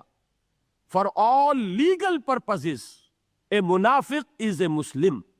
بات سمجھ میں آئی؟ اس لیے کہ لیگل اینٹیٹیز دو ہی ہے، کافر اور مسلم، تیسری اینٹی کوئی لیگل نہیں ہے، تیسری کوئی حیثیت قانونی نہیں ہے۔ اب ایک جو مسلم ہے وہ مومن بھی ہو سکتا ہے، منافق بھی ہو سکتا ہے، اس کا فیصلہ کہاں ہوگا؟ اللہ کے ہاں۔ ویسے حقیقت نفاق پر مجھے تفصیلی گفتگو کرنی ہے، میں اس کے مسائل اور وہاں اس وقت واضح کروں گا۔ اس وقت ایک بات اور نوٹ کر لیں،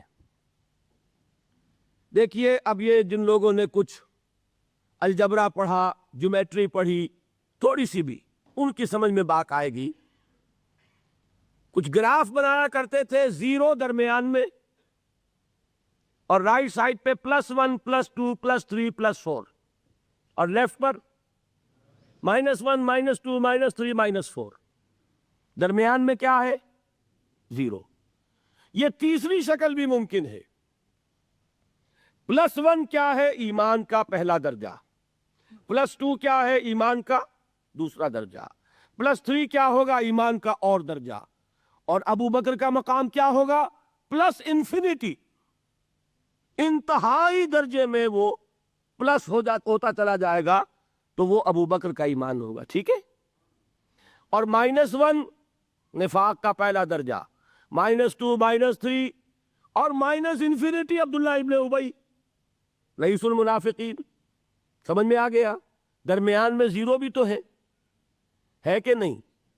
یہ تیسری شکل ممکن ہے، جو شخص مسلم ہے وہ نہ مومن ہو نہ منافق ہو، بین بین ہو، یہ بھی ممکن ہے۔ اوپر سے مسلم، اندر ایمان، مسلم بھی ہو گیا مومن بھی ہو گیا۔ اوپر سے مسلم، اندر منافق، مسلم بھی ہو گیا منافق بھی ہو گیا۔ اوپر سے مسلم، اندر نہ نفاق نہ ایمان، اب وہ نرا مسلم ہو گیا۔ اور سچ پوچھئے تو ہم جو بیٹھے ہیں وہ وہی کچھ ہے، اللہ ماشاء اللہ منافق نہیں ہے، اللہ کے فضل و کرم سے کوئی ہوگا ہم نہیں جانتے، منافق نہیں ہے۔ یہ بڑا دھوکہ پڑ جاتا ہے بعض اوقات کہ ہم اپنے جذبات میں آ کر کہہ بیٹھتے ہیں یہ مسلمان منافق ہے، منافق نہیں ہے۔ ہاں مومن بھی نہیں، ایمان کسی اور شے کا نام ہے۔ ایمان ہوتا ہے تو سورج کے مانند دمکتا ہے، ایمان ہوتا ہے عمل جو ہے اس کا نکھرتا ہے، ایمان ہوتا ہے تو توکل، راضی برضائے رب، اطاعت رب، اتباع رسول، نیکی بھلائی اخلاق، یہ ہے ایمان۔ تو ہمارا کیا حال ہے؟ اکثر و بیشتر نہ مومن نہ منافق، بین بین میں ہے۔ اور یہ آیت جس پر میں گفتگو کر رہا ہوں یہ اصل میں ایسے ہی لوگوں سے متعلق ہے۔ قالت الاعراب آمنا قل لم تؤمنوا، پلس کا انکار ہو گیا نا، ایمان تو نہیں ہے تمہارے اندر، ولیکن قولوا اسلمنا، درمیان میں آ گئے، ولما يدخل الایمان فی قلوبکم، مزید تاکید ہو گئی ایمان تمہارے دلوں میں داخل نہیں ہوا۔ لیکن اب آگے چلیے، وَإِن تُطِيعُوا اللَّهَ وَرَسُولَهُ لَا يَلِتْكُم مِّنْ أَعْمَالِكُمْ شَيْئًا، اگر تم اللہ اور اس کے رسول کی اطاعت کرتے رہو گے اللہ تمہارے عمل میں کوئی کمی نہیں کرے گا۔ اس سے ثابت ہو گیا منافق بھی نہیں، اس لیے کہ منافق کا کوئی عمل قبول نہیں، منافق تو وہ مائنس ویلیو ہے، اس کے ساتھ کوئی نیکی قبول ہو نہیں سکتی۔ کیا عبداللہ ابن ابی کی نمازیں قبول ہوئی؟ اگرچہ وہ نماز حضور کی امامت میں ادا کی جا رہی ہے، لیکن کیا اس کی نماز قبول ہو سکتی تھی؟ وہ آپ کو یاد ہوگا واقعہ، جب مرا ہے وہ شخص رئیس المنافقین عبداللہ ابن ابی، اس کے بیٹے ہیں عبداللہ ابن ابی، وہ مومن صادق، نوجوان نہایت صالح۔ اب ایک سعادت مند بیٹے کو تو باپ سے محبت ہوگی کہ نہیں ہوگی؟ وہ بیٹا حاضر ہوتا ہے حضور کی خدمت میں، حضور میرے والد کا انتقال ہو گیا، آپ اپنا کرتا عنایت فرما دیجئے تاکہ میں اس کو کفن لوں۔ حضور نے سوچا اور کرتا اتار کے دے دیا۔ حضرت عمر کھڑے ہو گئے، وہ تو تھے نا، ان کا جلال اور ضبط نہیں کر سکتے تھے، ان کا وہ انداز تھا جو حضرت موسیٰ کا تھا، حضرت خضر کو 3 دفعہ ٹوکا کہ نہیں، یہ کیا کیا تم نے؟ بغیر کسی جرم کے اس بچے کو ختم کر دیا.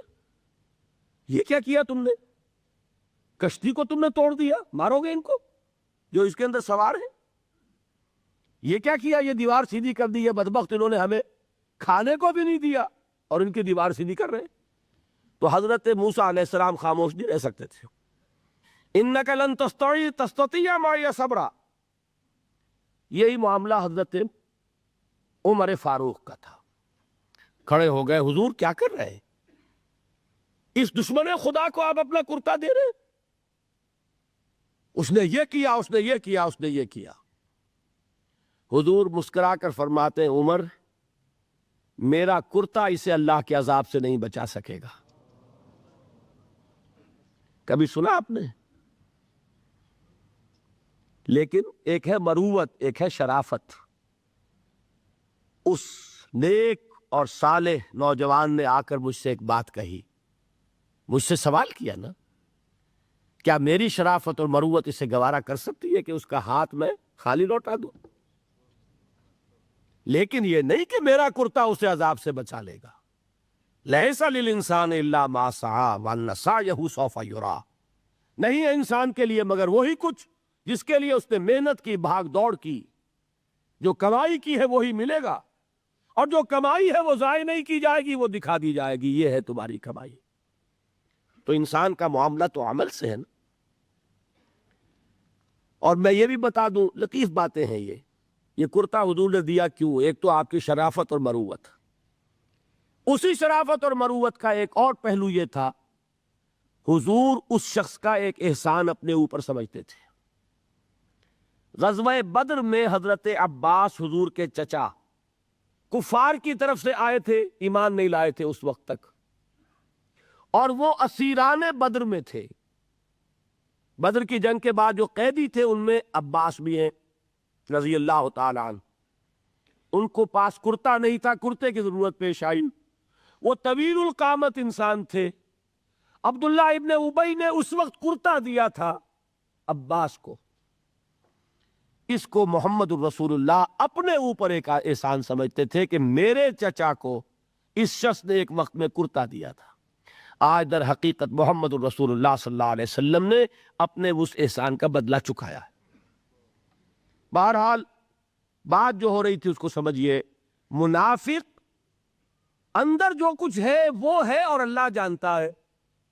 اللہ کا رسول جانتا تھا لیکن اس نے اس کو چھپایا اور تاکید کر دی، جس کو بتایا بھی ایک صاحب حضرت حذیفہ ابن یمان. کچھ منافقوں کے نام بتا دیے تھے آپ نے.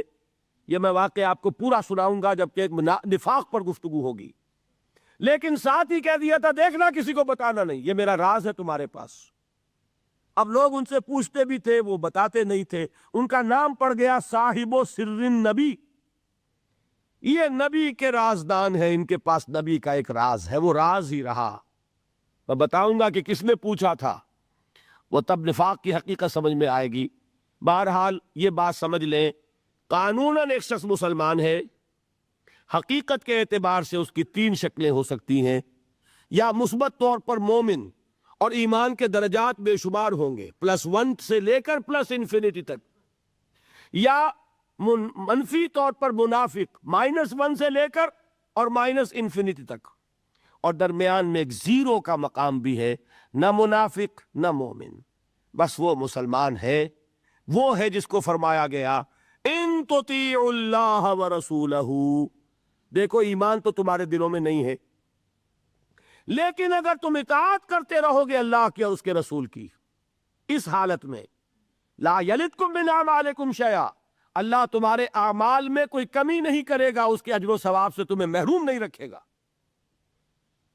دیکھیے بات سمجھ لیں، بظاہر ہماری منطق کے خلاف بات جا رہی ہے. ایمان کے بغیر عمل قبول ہونا چاہیے؟ بڑی آسانی سے آپ کہہ دیں گے نہیں ہونا چاہیے، لیکن آپ سوچ لیجئے سب سے زیادہ خطرہ پھر ہم ہی کو ہوگا کہ ہماری یہ نمازیں بھی قبول ہوں گی کہ نہیں ہوگی. وہ ایمان ہے کہ نہیں ہے؟ وہ دلی یقین والا ایمان. قانون ایمان تو ہے، سب کو ہے، میرے پاس بھی ہے، آپ کے پاس بھی ہے. یہی وجہ ہے دیکھیے کہ اللہ تعالیٰ نے اپنی یہاں دو صفات کا حوالہ دیا. یہ جو قرآن مجید کی آیات عموماً ختم ہوتی ہیں اللہ کے اسماء و صفات پر، وَهُوَ السَّمِيعُ الْبَصِيرُ وَهُوَ الْعَزِيزُ الْحَكِيمُ وَهُوَ الْعَلِيمُ الْخَبِيرُ، تو آپ کا کیا خیال ہے الٹپ آتی ہیں؟ یہ بڑی حکمت کے ساتھ آتی، مضمون کے ساتھ، مناسبت کے ساتھ اللہ کی صفات، اللہ کے نام، خاص سبب ہے. یہاں فرمایا، آیت ختم ہوئی، ان اللہ غفور الرحیم. یہ اللہ کی شان غفاری اور شان رحیمی کا صدقہ ہے کہ اس حالت میں بھی اطاعت کرو گے تو اللہ قبول فرما لے گا، ورنہ صحیح بات تو یہی بنتی ہے کہ ایمان کے بغیر اطاعت قبول نہ ہو. بات سمجھ میں آئی؟ یہ رعایت دی جا رہی ہے تمہیں کہ اگرچہ تمہارے دلوں میں ایمان داخل نہیں ہوا، تاحال لم تؤمنوا، تم ہرگز مومن نہیں کہہ سکتے اپنے آپ کو صرف مسلمان کہہ سکتے ہو. لیکن اگر اس حال میں بھی اطاعت کرتے رہو گے تو اللہ تعالیٰ تمہارے اعمال کے اجر و ثواب کو روکے گا نہیں. کیوں؟ وہ غفور ہے، وہ رحیم ہے. قالت الاعراب آمنا قل لم تؤمنوا ولكن قولوا اسلمنا ولما يدخل الايمان في قلوبكم وان تطيعوا الله ورسوله لا يلدكم من اعمالكم شيئا ان الله غفور رحيم. منطقی بات یہ بنتی جب تک مثبت طور پر ایمان دل میں نہ ہو کوئی عمل قبول نہ ہو، لیکن اللہ غفور ہے، اللہ رحیم ہے، اس کی شان غفاری کا صدقہ ہے، اس کی شان رحیمی کے طفیل یہ رعایت کی جا رہی ہے. اس حال میں بھی اطاعت کرتے رہو گے تو اللہ تعالیٰ تمہارے اجر و ثواب کو ضائع نہیں کرے گا. اب ذرا ایک بات اس میں سمجھ لیجئے، وہ کون لوگ تھے جن کے بارے میں یہ بات کہی گئی؟ نمبر ایک، اور ہم اپنے اوپر غور کریں کہ ہم کس کیٹیگری میں ہیں، اور یہ کتنی بڑی نوید جافزہ ہے ہمارے لیے اللہ کا یہ وعدہ کہ اگر ایمان نہ ہو تب بھی اطاعت کرو گے تو قبول کر لیں گے. لیکن اس کے لیے ایک نوٹ آف کوشن بھی ہے، ایک تنبیہ بھی ہے. یہ چار باتیں سمجھ لیں تب اس آیت کا درس مکمل ہوگا. نمبر ایک، یہ کون لوگ تھے؟ دیکھیے اچھی طرح سمجھیے اس بات کو. مکے میں اسلام کمزور تھا، کفر غالب تھا، ٹھیک؟ جو کلمہ شہادت پڑھتا تھا اسے مار پڑنی شروع ہو جاتی تھی، ٹھیک ہے؟ لہذا وہی شخص زبان پر کلمہ لاتا تھا جس کے دل میں یقین کامل پیدا ہو چکا ہوتا تھا. مار کھانے کو تو وہی تیار ہوگا نا. آگ پر لٹایا جا رہا ہے، گلیوں میں گھسیٹا جا رہا ہے، تپتی ہوئی اور نوکیلی چٹانوں والی سنگ لاخ گلیوں میں، تو کون جرت کرے گا اشہد ان لا الہ الا اللہ واشہد ان محمد رسول اللہ کہنے کی، سوائے اس کے جس کے دل میں یقین کامل درجے کا پیدا ہو چکا، جسے جہنم دکھائی دے رہی ہو. آپ شاید حیران ہو کہ یہ کیا بات کہہ دی. ایک صحابی کا واقعہ ہے یہ. صبح کے وقت حضور کا معمول تھا یہ کہ صبح جب فجر کے بعد فوراً نہیں منتشر ہو جاتے تھے، گفتگو ہوتی تھی. کسی نے خواب دیکھا ہوتا تھا تو خواب بیان کرتا تھا، حضور تعبیر بیان فرماتے تھے. حضور نے ایک صحابی سے ایسے سوال کر لیا، کیف اصبحت، کیسے صبح کی، کس حال میں صبح ہوئی آج؟ اب انہوں نے جو جواب دیا وہ بڑا غیر معمولی تھا. اصبحت مومنا حقا یا رسول اللہ، اے اللہ کے رسول سچے مومن کی صبح مجھے نصیب ہوئی. غیر معمولی جواب تھا نا، بڑا دعویٰ تھا اس میں. اصبحت مومنا حقا. حضور نے پوچھا لکل شیء صفۃ فما صفۃ ایمانک، ہر شے کی کوئی کیفیت ہوتی ہے، صفات سے چیزیں پہچانی جاتی ہیں. تو تم جو کہہ رہے ہو کہ تم نے سچے مومن کی صبح کی ہے، تو تمہارے اس ایمان کی کیا کیفیت ہے، کیا صفت ہے، ذرا بیان کرو. اس کا جواب انہوں نے دیا، کانی انظر الی الجنہ کانی انظر الی النار. اے اللہ کے رسول میری کیفیت یہ ہے کہ جیسے میں جہنم کو اپنی آنکھوں سے دیکھ رہا ہوں اور جیسے کہ جنت میری نگاہوں کے سامنے موجود ہے. وہ یقین کی کیفیت اللہ نے مجھے عطا فرمائی. تو یہ بھی ہو سکتا ہے. اور حضور نے فرمایا حدیث جبرائیل میں ہے، حضرت جبرائیل نے 3 سوال کیے تھے، اخبرنی عن الاسلام، اخبرنی عن الایمان، اخبرنی عن الاحسان۔ احسان کی کیا تعریف کی آپ نے؟ ان تعبد اللہ کانک تراہ فإن لم تکن تراہ فإنہ یراک۔ احسان جو دین کا سب سے اونچا درجہ ہے وہ کیا ہے کہ تم اللہ کی بندگی اس طرح کرو جیسے کہ اسے دیکھ رہے ہو۔ اللہ تعالیٰ یقین کی یہ کیفیت ہمیں عطا فرمائے۔ بہرحال میں بیان یہ کر رہا تھا کہ وہ لوگ جو ایمان لائے مکے میں وہ تھے کہ جو یقین کامل پیدا ہوا تو انہوں نے کلمہ شہادت ادا کیا۔ گویا ایمان پہلے اسلام بعد میں، ٹھیک، لیکن مدینے میں آ کر حالت بدل گئی۔ اب مار نہیں پڑتی، کبھی کبھی جنگ آ جاتی ہے، کہتے ہیں نکلو اللہ کی راہ میں، ویسے تو مار نہیں پڑتی نا، لہذا اب صورت بدلنی شروع ہوئی۔ ایسے لوگ بھی تھے مدنی دور میں بھی جو یقین کامل کے بعد ہی ایمان لاتے تھے اور اسلام لاتے تھے، لیکن ایسے لوگ بھی اب شروع ہو گئے کہ بھئی پورے قبیلے نے فیصلہ کر لیا ایمان لانے کا، چلو تم بھی جاؤ۔ اب پورا قبیلہ لا رہا ایمان، تو کٹنا تو نہیں سوچتے، چلو بھائی، چل کے حضور کے ہاتھ پر بیعت کی، اسلام لے آئے، لیکن کوئی دھوکہ دینے کا ارادہ بھی نہیں ہے، سمجھے نا؟ دل میں یہ نہیں ہے کہ اسلام کی کوئی جڑ کاٹنی ہے، اس طرح کوئی سازش ہے، کوئی دھوکہ ہے، کوئی فریب ہے، یہ نہیں، لیکن مثبت طور پر وہ یقین والی بات بھی ابھی پیدا نہیں ہوئی۔ بات سمجھ رہے ہیں؟ یہ کیفیت کب شدید ہو گئی؟ اذا جاء نصر اللہ والفتح ورأیت الناس يدخلون فی دین اللہ افواجا۔ جب فتح حاصل ہو گئی، اللہ کی مدد آ گئی اور فوج در فوج لوگ ایمان میں داخل ہو رہے ہیں، اس وقت جو رو چلی ہے، اس رو میں اکثر لوگ کون تھے؟ دھوکہ نہیں تھا، لہذا منافق بھی نہیں، لیکن مثبت طور پر وہ یقین والی بات بھی نہیں۔ وہ تھے لوگ قالت الاعراب آمنا قل لم تؤمنوا ولکن قولوا اسلمنا۔ یہ بدو دعویٰ کر رہے ہیں ہم ایمان لے آئے، اے نبی ان سے کہہ دیجئے تم ایمان ہرگز نہیں لائے ہو، یوں کہو ہم اسلام لے آئے ہیں۔ ولما يدخل الایمان فی قلوبکم، اور ایمان ابھی تمہارے دلوں میں داخل نہیں ہوا، لیکن ہم اپنی شان غفاری اور شان رحیمی کے طفیل تم سے یہ رعایت کر رہے ہیں، اگر اطاعت کرتے رہو گے اللہ اور اس کے رسول کی تو تمہارے اعمال میں کوئی کمی نہیں ہوگی۔ سمجھ آ گئی بات؟ اب اپنی حالت پر غور کیجئے، ہمارا حال کیا ہے؟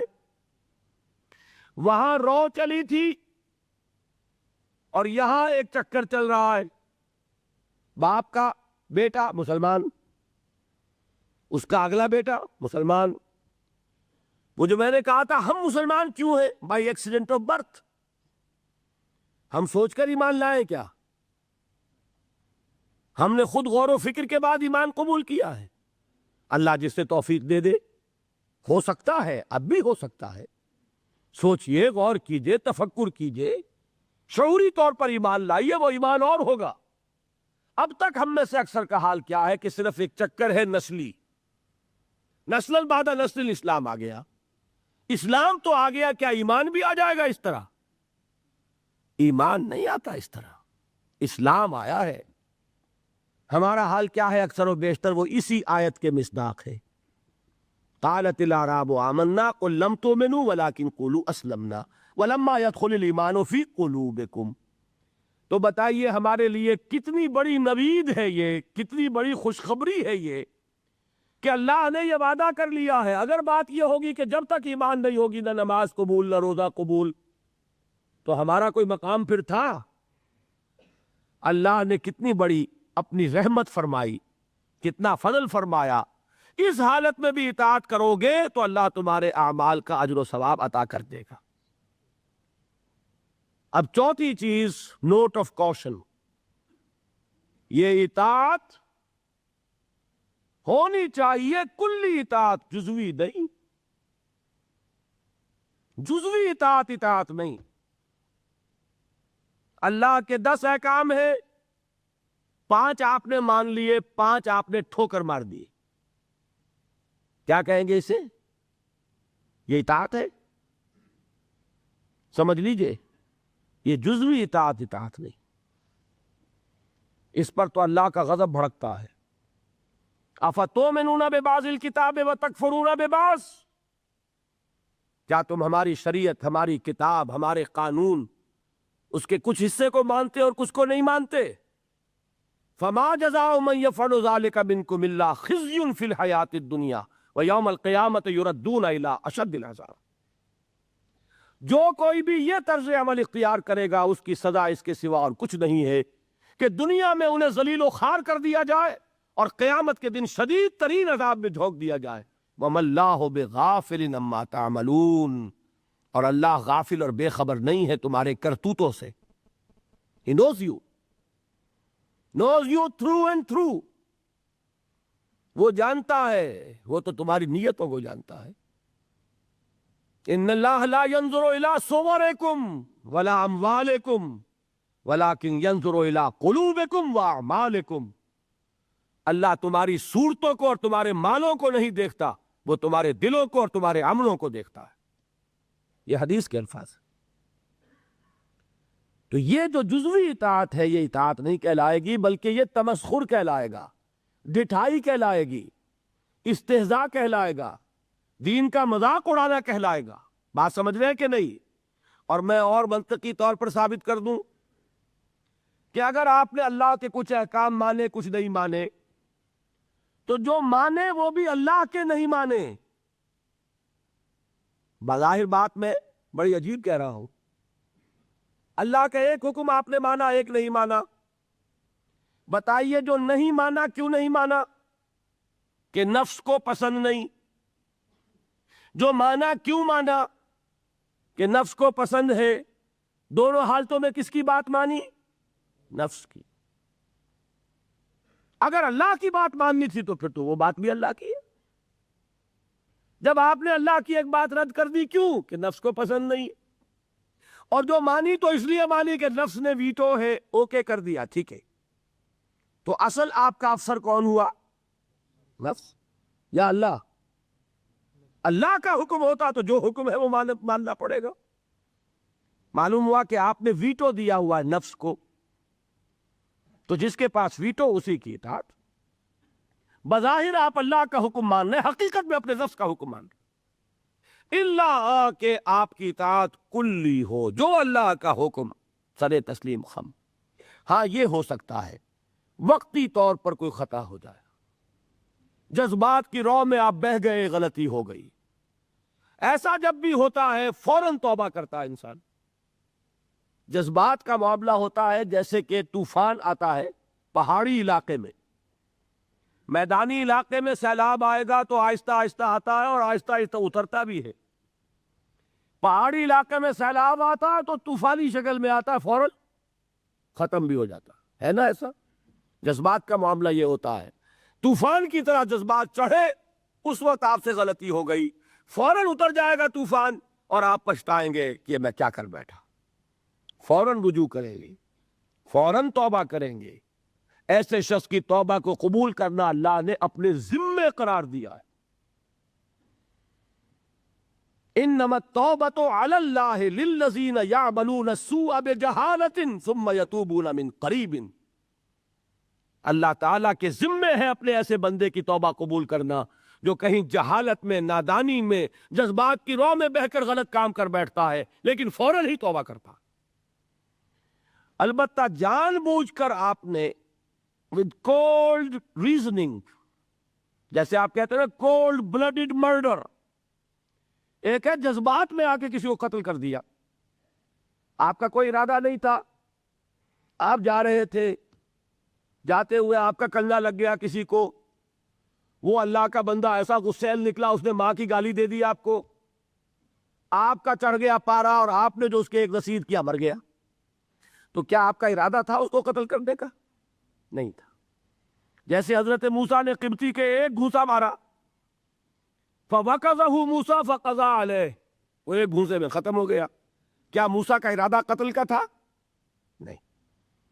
یہ اور 6 ہے اور ایک ہے آپ گھر سے ہی چلے ہیں، آج مجھے اس کی جان لینی ہے، پستول لے کر چلے، سنبھال کر چلے، گولیاں گن کر چلے، اور تاک میں رہے کہاں موقع ملتا اور آپ نے مارا، اس کو کہتے ہیں کولڈ بلڈڈ مرڈر۔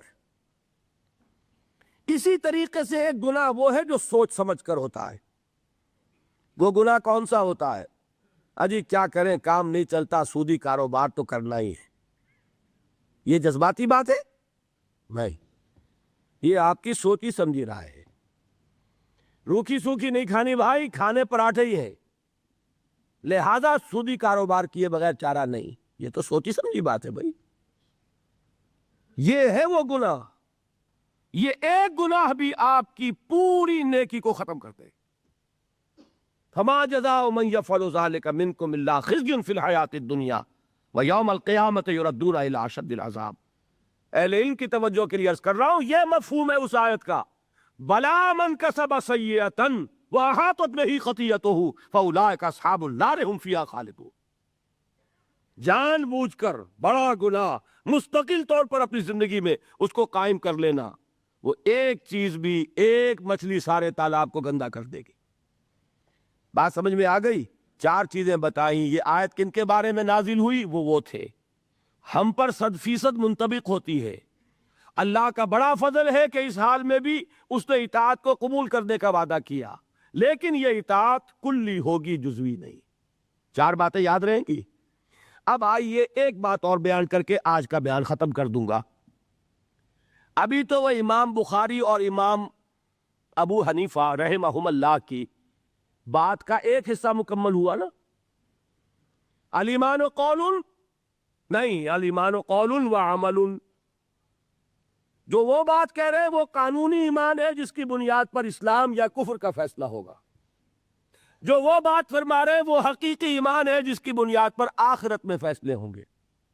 یہ بھی 100% صحیح، یہ بھی 100% صحیح۔ دونوں چیزیں جڑ گئی کہ نہیں؟ دوسرا حصہ کیا تھا؟ امام ابو حنیفہ کیا فرماتے رحمت اللہ علیہ؟ لا یزید ولا ینقص۔ ایمان ایک جامد شے ہے، نہ گھٹتی ہے نہ بڑھتی ہے۔ امام بخاری رحمت اللہ علیہ کیا فرماتے؟ یزید و ینقص، نہیں، بڑھتی بھی ہے گھٹتی بھی ہے۔ پھر وہی بود المشرقین، اس کا کیا ہوگا؟ How to reconcile these 2 statements؟ یہ بھی 100% درست، یہ بھی اور یہ بھی۔ دیکھیے قانونی ایمان کا حاصل کیا ہے؟ A legal status in this world. آپ کو ایک قانونی حیثیت حاصل ہوتی ہے، مسلمان کے حقوق حاصل ہو گئے، آپ اسلامی ریاست میں ووٹ کا حق رکھتے ہیں، اسلامی ریاست کے صدر بھی بن سکتے ہیں، لکھا ہوتا ہے نا کہ یہاں صدر صرف مسلمان ہو سکتا ہے، تو قانونی بات ہو گئی نا، دستوری قانونی۔ آپ مسلمان عورت سے نکاح کر سکتے ہیں، مسلمان عورت سے نکاح صرف مسلمان کا ہو سکتا ہے۔ مسلمان مرد نکاح کر سکتا ہے اہل کتاب خاتون سے بھی، لیکن مسلمان عورت کا نکاح ہو سکتا ہے اہل کتاب سے؟ نہیں۔ تو قانونی بات ہے کہ نہیں؟ یہی وجہ ہے کہ ہمارے نکاح خواہ جو ہے وہ اپنی جان بچانے کے لیے کلمے پڑھوا لیتے۔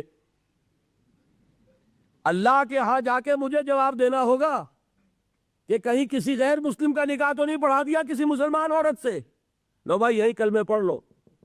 اپنے سامنے کلمے پڑھوا کے نکاح پڑھاتے۔ یہ وہ احتیاط ہے، اس لیے کرتے، اس لیے کہ یہ معاملہ قانونی ہے۔ قانونی بات ہے کہ مسلمان باپ کی وراثت صرف مسلمان بیٹے کو ملے گی، اگر بیٹا کافر ہو گیا تو وراثت نہیں ملے گی۔ یہ ساری چیزیں قانونی ہے نا۔ قانونی سٹیٹس جو ہے وہ جامد ہے، نہ گھٹتا ہے نہ بڑھتا ہے۔ سمجھ رہے؟ کوئی شخص زیادہ متقی ہو جائے تو زیادہ حق ہو جائے گا اس کا، کوئی کم متقی ہو، فاسق و فاجر ہو تو اس کے حقوق گھٹ جائیں گے۔ آپ یہ کہیں صاحب جو 5 نمازیں پڑھتا اس کو 5 ووٹ دینے کا حق حاصل ہے، جو 1 نماز پڑھتا وہ 1 ووٹ دے سکتا، کر سکے؟ جو تہجد پڑھے اس کے 10 ووٹ، پھر تو یہ ہونا چاہیے۔ قانونی سٹیٹس برابر ہے، جامد ہے، نہ گھٹے گا نہ بڑھے گا۔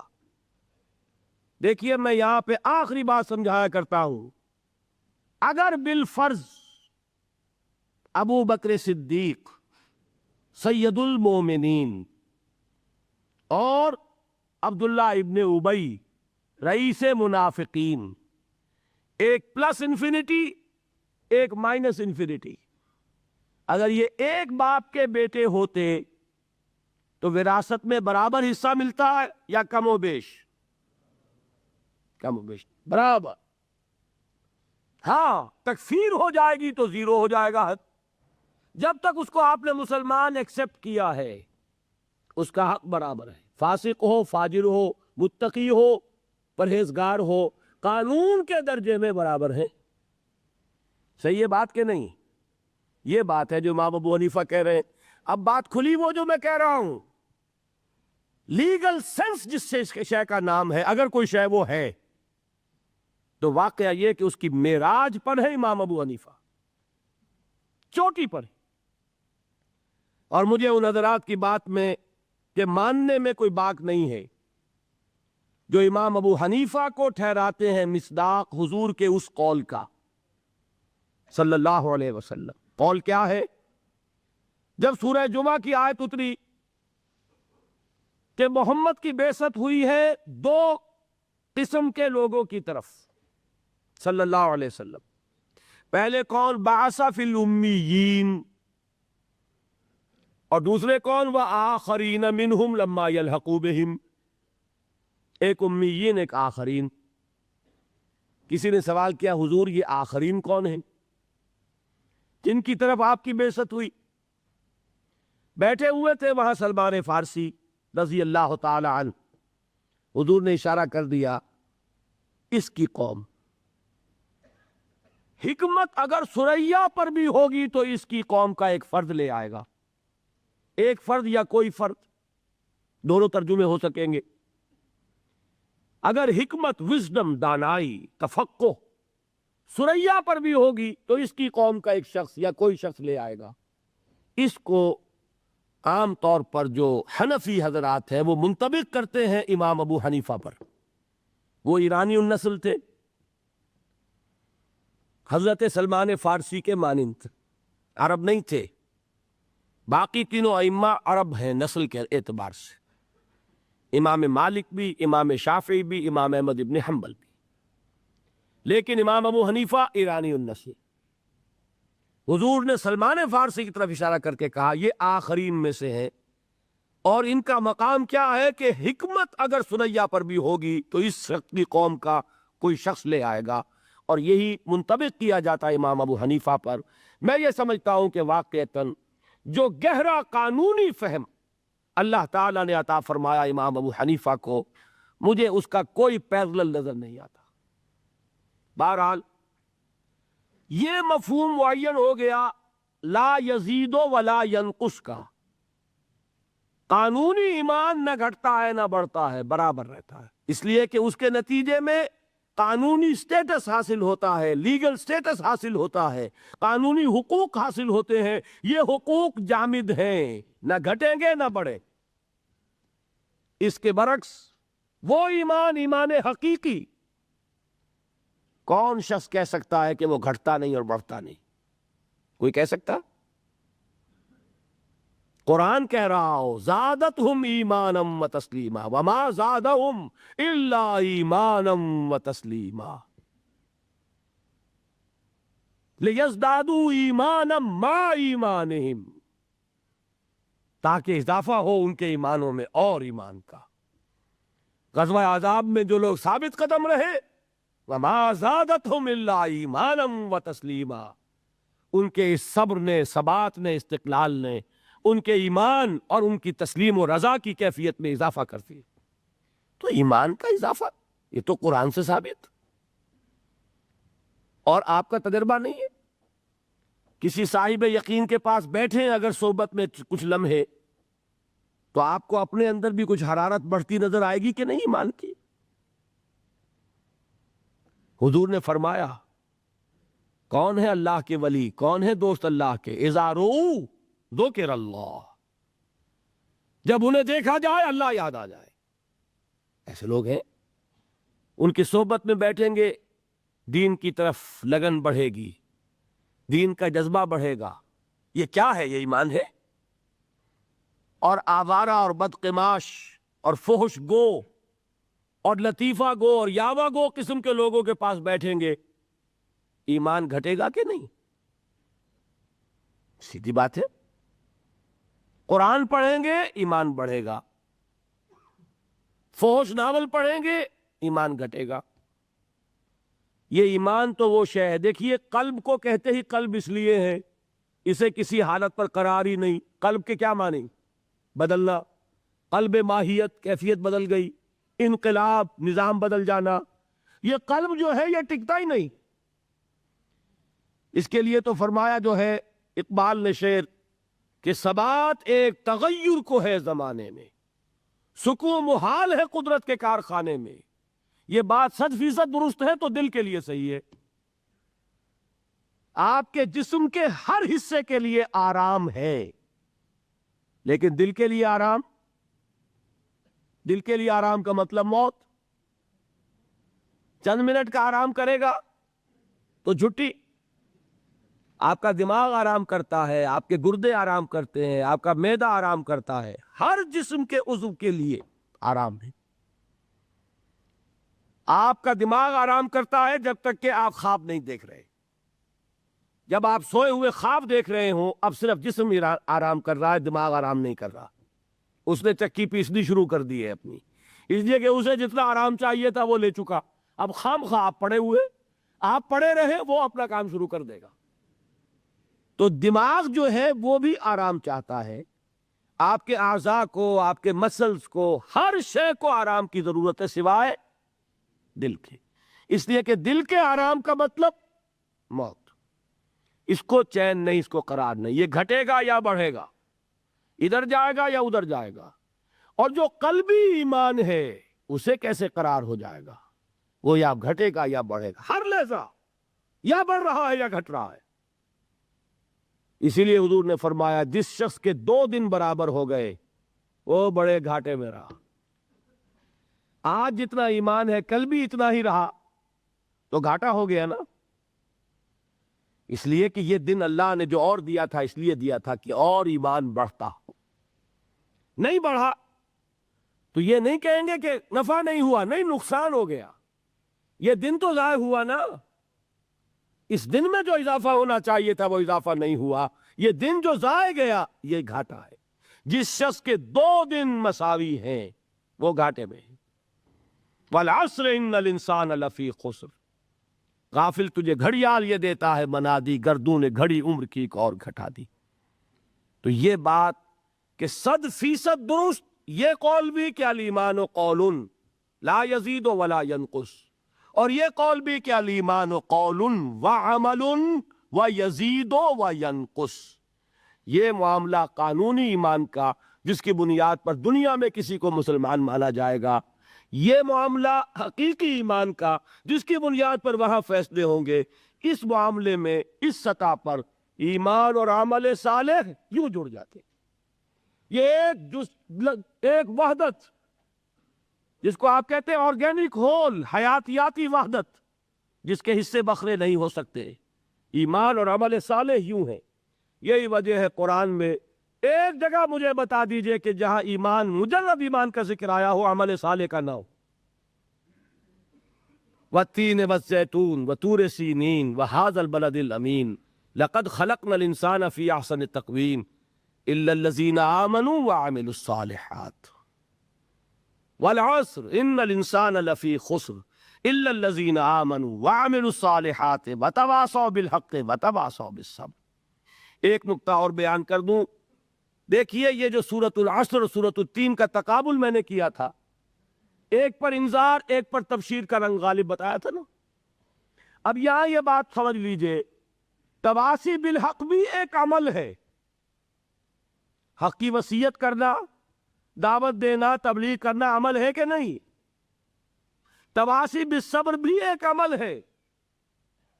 لہذا قرآن جب کہتا ہے وَعَمِلُوا الصَّالِحَاتِ، یہ ساری چیزیں اس میں شامل ہیں۔ صرف یہ کہ سورۃ العصر میں جو اندر اس کے مضمرات تھے انہیں اور کھول کر بیان کر دیا۔ وہاں عمل کے 3 خانے ہو گئے. عمل صالح خود تواصی بالحق اس کا ایک لازمی نتیجہ، تواصی بالصبر اس کا ایک دوسرا لازمی نتیجہ.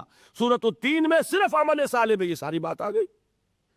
باقی قرآن مجید میں ایسے ایسے مقامات ملیں گے، 3 مواقع مرتبہ عمل الصالحات ایمان کے ساتھ جوڑ کر لایا جا رہا ہے کہ یہ دل سے بات نکال دے کہ مجرد ایمان پر نجات ہو جائے گی. قرآن نے کہیں وعدہ نہیں کیا. اور ایمان بھی ہاں وہ نجات کہ لاکھوں برس جہنم میں جلنے کے بعد چھٹکارا مل جائے، وہ مل جائے گی. وہ نجات کہ جو میدان حشر ہی میں اللہ فرما دے میرا یہ بندہ اس پر میری رحمت کا سایہ ہے، یہ جہنم کی آگ سے بچا لیا جائے گا.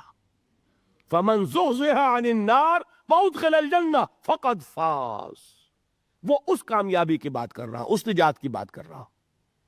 وہ نجات صرف ایمان سے نہیں ہے، وہ عمل صالح کے ساتھ ہے.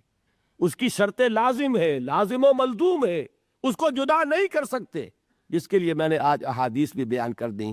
میرا جی چاہتا تھا اس عمل صالح کے جو مختلف گوشے ہیں ان کی بھی تھوڑی سی سیر آج آپ کو کراؤں، لیکن میں آج اسی پر اکتفا کر رہا ہوں. انشاءاللہ پھر یہ سلسلہ چل رہا ہے، یہ مضامین دوبارہ بھی انشاءاللہ موقع ملے گا کہ میں جو کمی رہ رہی ہے اس کی میں تلافی کر دوں گا. آج آپ کے علم میں ہوگا کہ میں دبئی گیا اور وہاں سے واپس آیا اور وہاں بھی میں نے کوئی 1.5 گھنٹے سے زائد کی تقریر کی ہے. آواز پر بھی اس کا اثر ہے. میں ذرا محتاط ہو کے چل رہا ہوں تاکہ ابھی غالباً 5 دن رہتے ہیں، اور تو اس میں ایسا نہ ہو کہ کہیں مجھے مجبور ہو کر بیچ میں بات چھوڑ دینی پڑے. اگر ہر موضوع میں کوئی کبھی کسر رہ جائے کوئی پرواہ نہیں، لیکن بات جو ہے تمام موضوعات کی مکمل ہو جائے، یہ میری پوری کوشش ہوگی. تو آپ بھی دعا کریں اللہ تعالیٰ مجھے توفیق دے. اور واقعہ یہ ہے میں آپ حضرات کے سامنے اپنا یہ تاثر بیان کیے بغیر نہیں رہ سکتا. میرا آج یہ خیال تھا کہ حاضری کم ہوگی، اس لیے کہ دل بھر بھی جاتا ہے، سن لی باتیں بہت. بزم میں اہل نظر بھی ہیں، تماشائی بھی. وہ اہل نظر کا تو میں سمجھتا ہوں کہ ذوق بڑھے ہی گا، تماشائیوں کا تو گھٹتا ہے. آخر بہت سن لیا اور کیا سننا ہے. پھر یہ بھی خیال تھا کہ کل تو جمعرات کی وہ تھی اور جمعہ کی شب تھی، جمعہ آنے والا تھا، چھٹی کا دن تھا. کل تو آپ کا ورکنگ ڈے ہے، آپ کو کام کرنا ہے. اس کے باوجود میں نے جو آپ کے ذوق و شوق کا عالم دیکھا ہے میں اسے ایک مبارک فعل سمجھتا ہوں، نیک فعل ہے. یہ علامت ہے ہوا کے رخ کی. ہوا کا رخ جو ہے وہ آپ کو معلوم ہے، تھوڑی سی مٹی آپ لے کر، ریت لے کر اس کو ذرا چھوڑتے ہیں، پتہ چل جاتا ہوا ادھر چل رہی ہے یا ادھر. وہ معمولی جو ہے ایک چٹکی خاک کی بتاتی ہے کہ ہوا کا رخ کیا ہے. یہ چیز جو ہے یہ بھی ہمارے لیے ایک امید افزا بات ہے. کوئی کہانیاں نہیں ہیں، کوئی قصے نہیں ہیں، کوئی لوگوں کو گالیاں نہیں دی جا رہی، کوئی فرقے وارانہ بات نہیں ہو رہی، جمع کرنے کی کوشش ہو رہی ہے. امام ابو حنیفہ، امام بخاری، اگر ان کی باتوں میں کوئی اختلاف نظر آ رہا ہے تو کہاں جڑتی ہے جا کر، یہ بات بتائی جا رہی ہے. دلچسپی ہوتی ہے اختلافی معاملات سے. نور و بشر کا جھگڑا ہو، وہ نور والے بھی آ جائیں گے، بشر والے بھی آ جائیں گے. ظاہر بات ہے کہ وہ تو جھگڑے والی بات ہے. یہاں کوئی بات ایسی نہیں. اگر اس میں بھی آپ کی یہ دلچسپی ہے تو میں سمجھتا ہوں کہ یہ ایک نیک فعل ہے، اچھی امید افزا صورت ہے. اللہ تعالی ہمارے شوق اور ذوق کو برقرار رکھے، اور اللہ تعالی مجھے ہمت دیے رکھے کہ جس خدمت کا ارادہ لے کر یہاں آیا ہوں میں اسے پایہ تکمیل تک پہنچا سکوں. اقول قولی ھذا واستغفر اللہ لی ولکم ولسائر المسلمین والمسلمات.